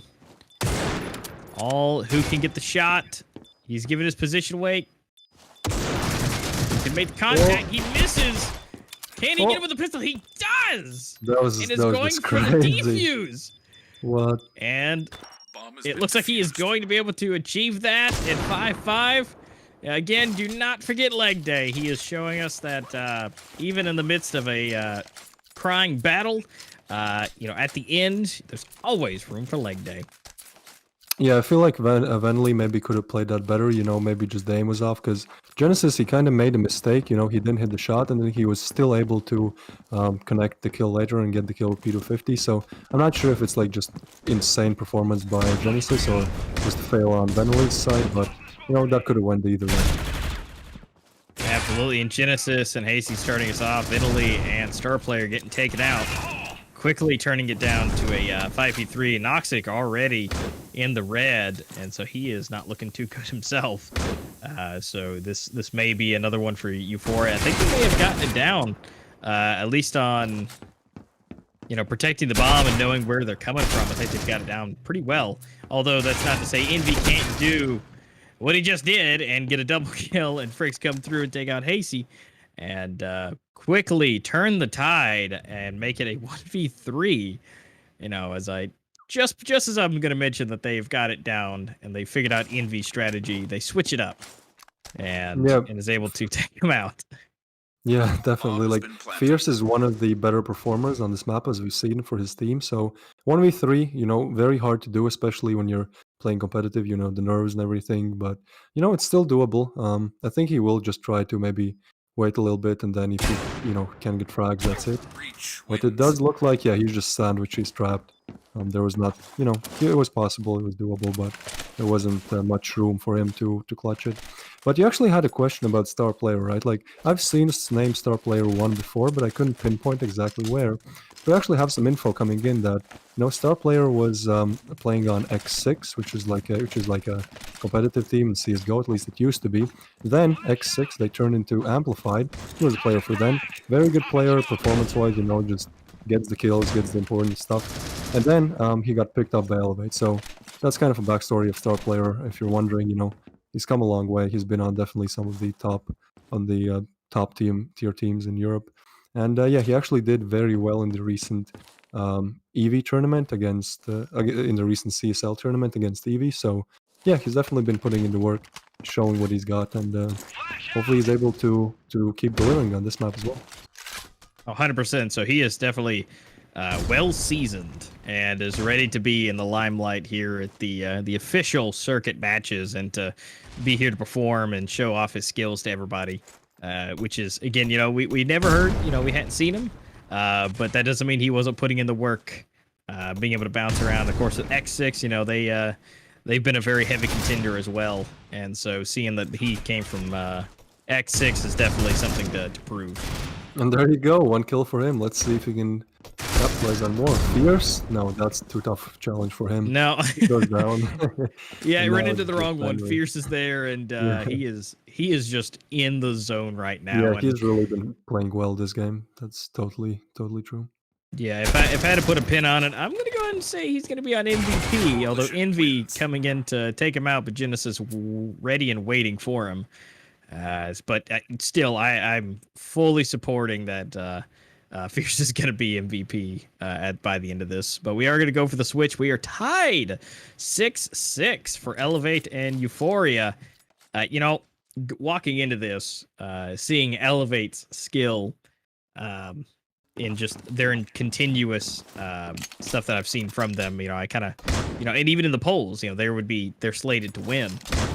But Euphoria definitely is a hodgepodge of great players we've seen here before, and some we haven't. But they're doing a great job at making a name for themselves. Noxic Mix both doing a trade, picking up a kill for Fricks and Hasty. Of course, Finley trying to get a wall bang with that Deagle, but that would make any contacts. Fierce showing off his skills, taking out Noxic. Genesis getting a headshot on Envy. Star Player picking up one on Genesis. Can he pick up two? That is a no. Fierce and Adam take out Vinley and Star Player. That was just a good round by Euphoria, and nobody really like overperformed. You know, it was.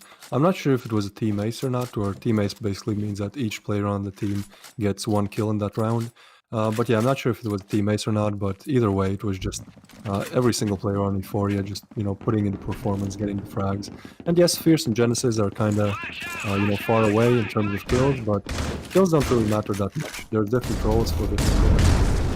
Oh, absolutely, and taking that control is definitely part of what they need to do. And Noxic, here we go, kill number 5 with grenade, but also getting 2 kills with headshots under his belt as well. And Genesis is able to take out Frick, so we're just sitting here waiting for the next grenade kill to go off. Haste getting the headshot on Noxic to finally take him out. But Haste and Genesis not looking good with their health, especially with a bullet in the back of their head. Unfortunately, that does put him at 0, and that round is given. And so, unfortunately, they weren't able to perform. But it is now tied up again at 7-7. They're really not letting this one go. Yeah, for sure. Like Elevate, this was a really this round was an upset because Euphoria was on rifles, and as you saw, like Noxic only had a P250, so this was a really important round. And as you can see, Vanley, wow, they're all just rushing mid. They're on eco. They have to all just rush it. This might be the fastest round, though. I think this one tops the other one. This was I would have to say so. With all the grenades, with the damage, and they're just coming in to clean it up. The silenced Augs are deadly. It is just they just come busting around the corner and take them out. Yeah, exactly. So, because of that, Elevate are now in lead, but actually what got him to that neutral spot with that 7-7 is Noxic's great performance. As I said, he was on a site against rifles, Euphoria had bought up after the pistol round, and Noxic was able to take down 2 players on the opposite side who has rifles with simply just a P250. So that's really, that's what, if this game gets won by Elevate wins this game, I would say Noxic really, it's kind of because of him. Fiddling Noxic Star Player, and Noxic again coming in to sweep the entire team.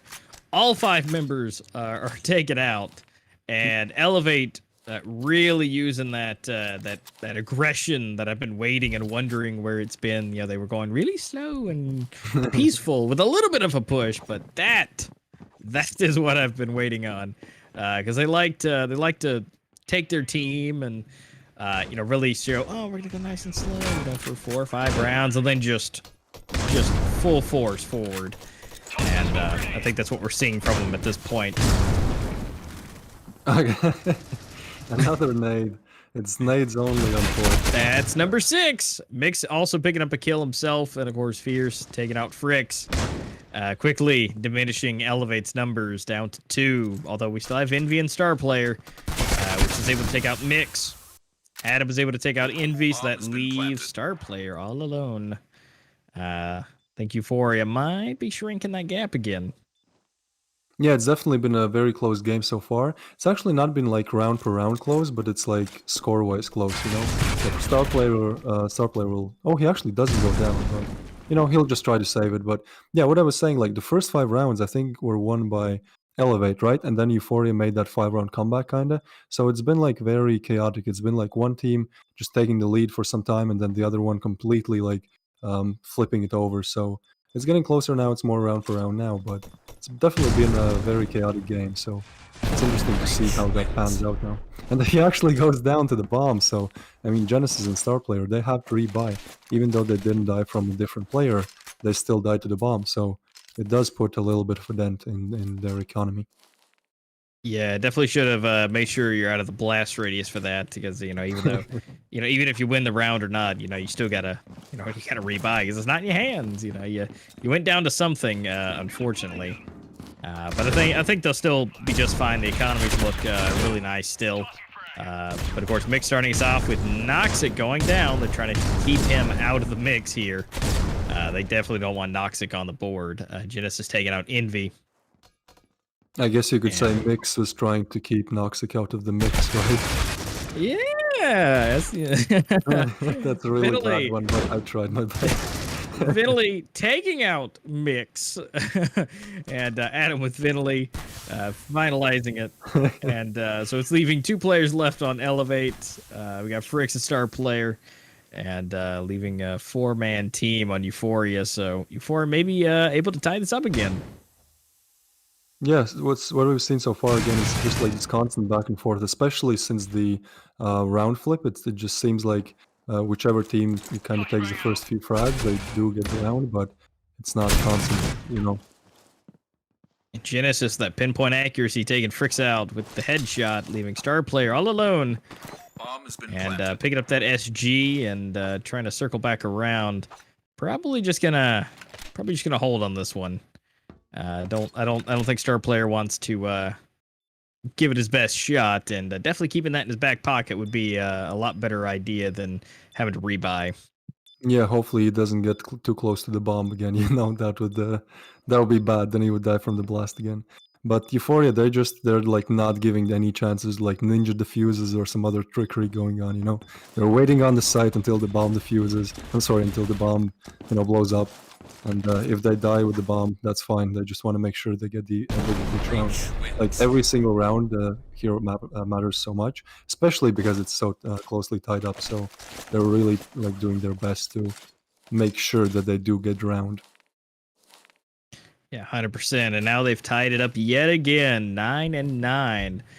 It's Noxic hanging out the lead along with Vitaly tying with 16, and Genesis and Fierce as well. All 4 of them at 16.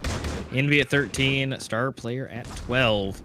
And so they're really keeping it close between the teams. I mean, they are neck and neck on that. And the fact that both teams top 2 players at 16 really shows those players and their skill that they're very evenly matched. Yeah, definitely. And from what we've seen, like Elevate has been playing quite aggressively on the CD side. As I said, jiggle peeking, trying to see which areas of the map are taken by the breach, and then if they see that there's a spot open, they immediately take it. So that way, the breach has like less map control, and that way they can actually win the round. That's what you have to do on CT.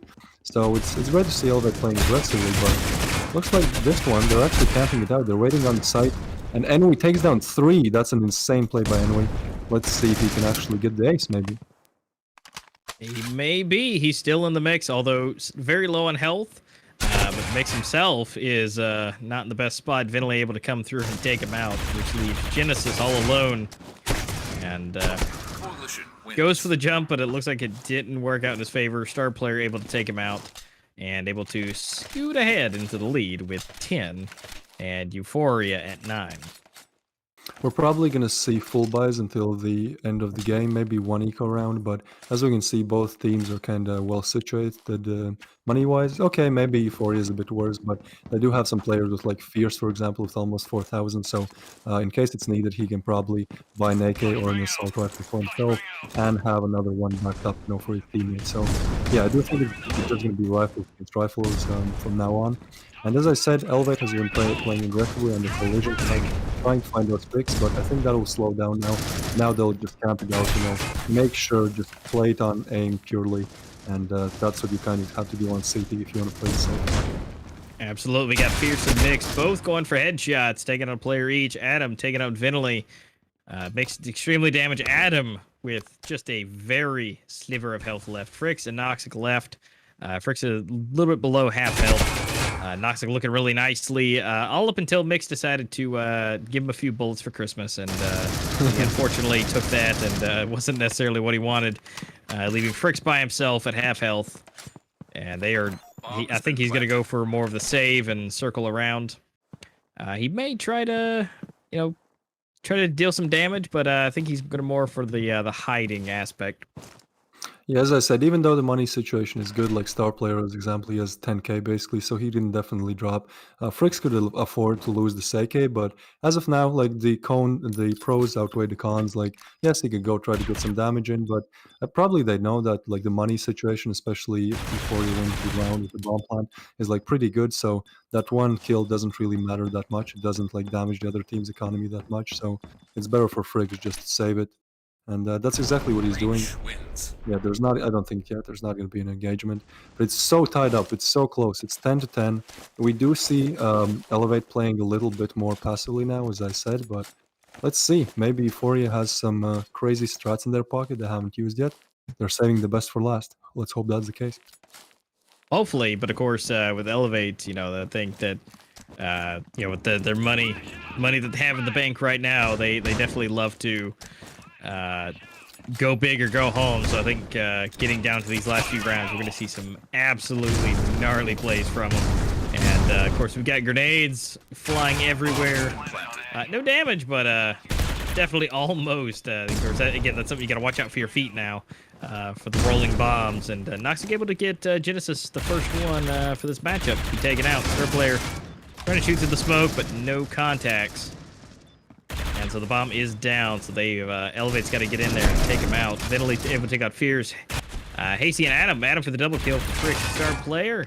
Vitaly able to swap him out. Mix is able to, again, double swap around and take him out. Vitaly last alive. He's got 2 to contend with, and Adam able to make the official contact and take him out. And so that's going to put Euphoria back into the lead with 11. Yeah, that was really nice ace site executed by Euphoria. They rushed it, but they did use some utility. I didn't see it on screen, but from what I saw from the minimap, you can also see the utility on minimap. So yeah, I see that they threw some nice smokes, some nice flashes that blinded the Elevate side, and they were just able to take that ace side by storm and get the subsequent plant. It looks like they're going full B long. They're really committed Euphoria to B, and there's 3 players on B, so this might be a very close duel. Very well made. Vitaly is in position, able to get 1 headshot on Adam. Although they're moving around, Fierce able to get the trade headshot. Frick's able to, again, trade as well. Noxic able to get Genesis. What? He didn't see still it. not being seen. Fricks and Hasty. He's in the air, but Mix was able to take out Noxic. Mix with 3 HP left. 3 health. I mean, it's doable, but looking too good, and Fricks was able to make contact. And again, tied it up 11-11. They are not letting it go. Neither side able to really gain a foothold. It's just one after the other, rotating back and forth for the tie. Man, this is going to come down to the wire. Yeah, absolutely. This reminds me of the first game of the stream today. On Grounded, it was 12-12, and this seems like, well, either one of them is going to take it 13-11, but I do think it's going to come down to 12-12, so we'll see. As we can see, Euphoria taking that mid control, which is very, very important on port. I feel like Elevate, they don't really have a mid player. As you can see, there's like, we can see Noxic like holding mid kind of, but Elevate is really like putting all the resources on A site as of now. They have 3 players basically on A, another one watching mid, and then 1 player on B, so yeah, Elevate does think it's going to be that A hit, and normally when you play port on the Coalition side, you would put more players on A than B. That's just, standard practice. It kind of works out better that way if you do. But yeah, Euphoria also playing it slowly. It's a very different kind of pace than last round, because I feel like last round they rushed it. Maybe they got a bit ahead of themselves, last round they won with rushing. So, hey guys, let's just rush again. Let's do B long this time. Maybe they failed on some of the smokes. I did feel like it was a good rush, but they could have used the utility better. So maybe the port is very important utility wise. So that could have been their downfall, Euphoria's downfall in the last round. But yeah, it's a new round, new day. It's a new chapter. So again, running down the clock, 30 seconds left, and not contact made yet. Yeah, we're coming down, like I said, to the wire, and here we go. Bomb is going down. Mix, Fierce taken. Start playing Fricks out. Noxic getting out Mixage, and they are now. Bomb is down on the ground and planted to 3v4, 4v2, 4v1. Continuously getting taken out. Envy getting the headshot on Hasty, but unfortunately, I don't think he's going to be able to get in there and really take him out. If he rushes in too quickly, Fierce coming in, he's able to take him out. Genesis was able to trade, and they were waiting and ready for him to come into through short. But unfortunately, we have tied it up, or they've taken the lead again. Euphoria at 12, so Euphoria just needs to take one more, or Elevate needs to stop him here. Yeah, this might actually be start of an upset. I mean, if they take this map right here and now, if it doesn't go to 12 to 12, next map is going to be even harder for Elevate to come back, I think. So, yeah, definitely great stuff by Euphoria, and let's see if Elevate is able to actually punch back. And unfortunately, Elevate taking the first hit of this match. Noxic getting taken out right out of the gate. Mix in a good position. Star player is right in front of him. He's going to step out, and Adam is ready and waiting. Frick's holding down here on short, but the contender on the other side is not who you want to be staring down a barrel with Fierce. Definitely And so he not. is just in position, but luckily for him, he decided to step back, although Fierce extremely low. Still not someone you want to go up against 1v1. And so I think those first two dings really slowed it down a little bit. The star player and Noxic both being out. They're really taking it slow. We got 50 seconds left on this round, and I think now we start to see movement. Everybody is now moving in one cohesive motion, I mean, getting back together. the B side is open, so this is it. If Euphoria makes the decision to go B now, as it seems like they are, Elevate have to retake in 3v4. Elevate fully stacked A. You know, judging from previous rounds, Euphoria did push A more, so they fully stacked it. It was like, if they push A, we probably win. If it's B, I think this might be Euphoria's map win. Envy coming in, taking up Mix. Adam from behind for the headshot. Vinley able to swap out. Bomb has been planted. And in the distance, double kill. And we're now sending one for Vinley. And there's Genesis and Hasty left. They are together, so this is going to be a really hard time for Vinley. Definitely one who I think could do it, but looks like Hasty was ready for him. And that is going to be match, set, and game. Elevate at 11. And Euphoria with 13 taking the first round. So again, congratulations to them for doing so. Again, not the easiest team to go up against, but they were able to do it. Yeah, definitely. I feel like this game is maybe something that we didn't quite expect. As if we look at the scoreboard, like we can see, yeah, Genesis, Mixage, AdamQ, they're all doing well, but Fierce has really been, you know, accelerating. He's been doing good throughout this whole game, and now he's on top of the scoreboard at the end of it. And similarly, Vanley, you know, he maybe didn't put in as much, even though he has the same amount of kills, he maybe didn't put in as much, important frags as Fierce did. So, yeah, very close attempt. You know, it was down, as you said, it was down to the wire. You know, till the last moment we didn't know which team will win. But I feel like Fierce really in this game, he did like an amazing job, and I would say he's the main reason for Euphoria's victory, because Fierce is actually also the in-game leader. So not only has he crazy firepower and he's just taking everyone down, getting those crucial kills, getting those crucial rounds, but he's also the IGL. So like if you're an IGL, if you're an in-game leader, you have to like think about the strats and everything, you know, as the round is going on. So the fact that he's able to think about all the strats and perform very well like individually just means that he's like overall a very good player, or at least judging from this game, it was, yeah, definitely I would say Euphoria is like Fierce like really helped them win.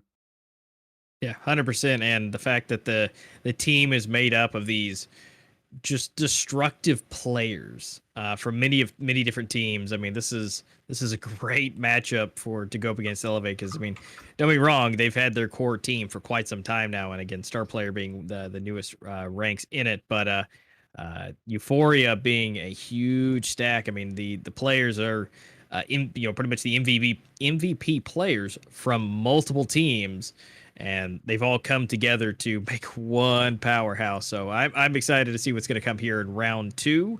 Again, that's Team Elevate Euphoria. Euphoria, congratulations on taking that first win. We're going to take a short break. They're going to get ready in the dressing room for the next matchup, and we'll be back here in just a few minutes. Yeah, right before the break, again, we have these giveaways going on, and we guys like Critical Force Entertainment, everyone just want to give back to the community. So we're doing giveaways. We're doing giveaways in the chat. All you have to do is watch the stream. You'll probably already doing it, you know, if you hear me speaking. So congratulations, you did the only requirement. Now only thing you have to do is write the winning team's name in the chat. It's Euphoria.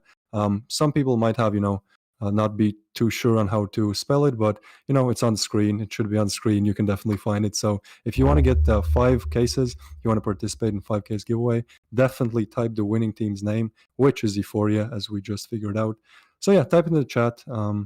That's for the break. Yeah, maybe you'll get some cases, maybe not. Good luck to you guys in the giveaway. And yeah, we will be back with A-Master in around 10 minutes. Yep, to the next map. So that's coming up. That's good.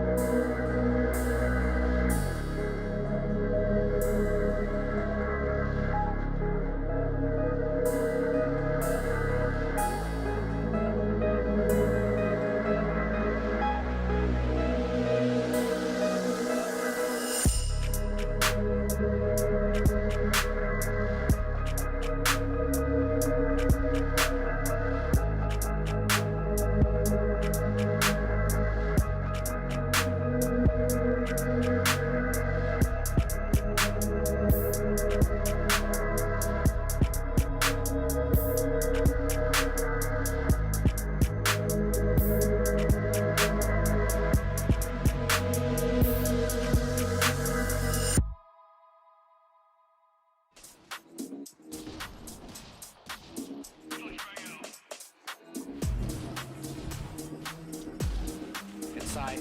He's going to get naded down there. A little bit of damage on him, but Mickey is fast on the flank inside. He gets two massive frags there. Allows for his team to come in. Now Sai's going to be able to get the 4K.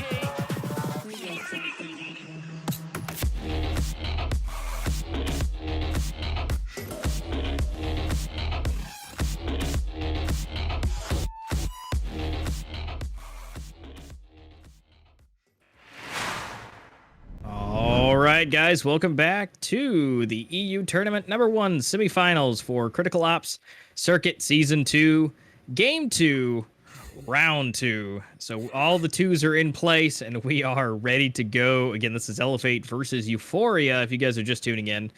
But before we get too deep and started, I want to go ahead and give a special shout out and thanks to the sponsors of this event itself. Of course, we got to thank the beautiful creators of the game itself, Critical Force, for helping us and allowing us to do this. And let's not talk about and forget Compact Esports for helping us put this together as well. And our beautiful and everlasting sponsor, Gizer themselves. That is all the social media links will be in the description for everybody. And don't forget to go follow them and keep up to date. But that'll be at COps_esports, at COps_league, and that'll just be at Gizer. Go follow them, check them out, get involved, and that's where you'll get all the news and updates for everything happening circuit. But we are going to remind everybody that we just got done with round 1 of this game set with Elevate and Euphoria, and that was on port with Euphoria taking that win. And we're going to be finding out, if you guys are just tuning in, we're going to show you guys again for the map picks what we're going to be playing with here. That is going to be up next is Legacy.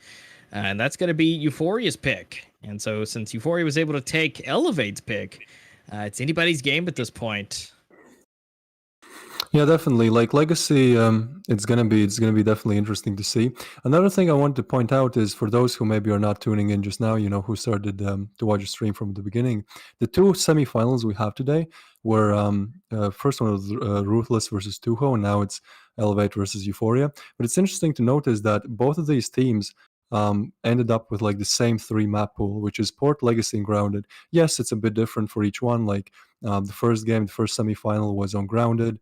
Tuho, Ruthless dueling each other, but it's just kind of interesting to see that all of the 3 maps are the same today. So, well, okay, maybe the gameplay is a bit different, but I think you can learn a lot by like watching the same map being played by 2 different teams. Like it's very interesting to see, and you can really see the difference in how you can kind of approach both the Coalition and the Breach side. So it's going to be interesting to see what new things we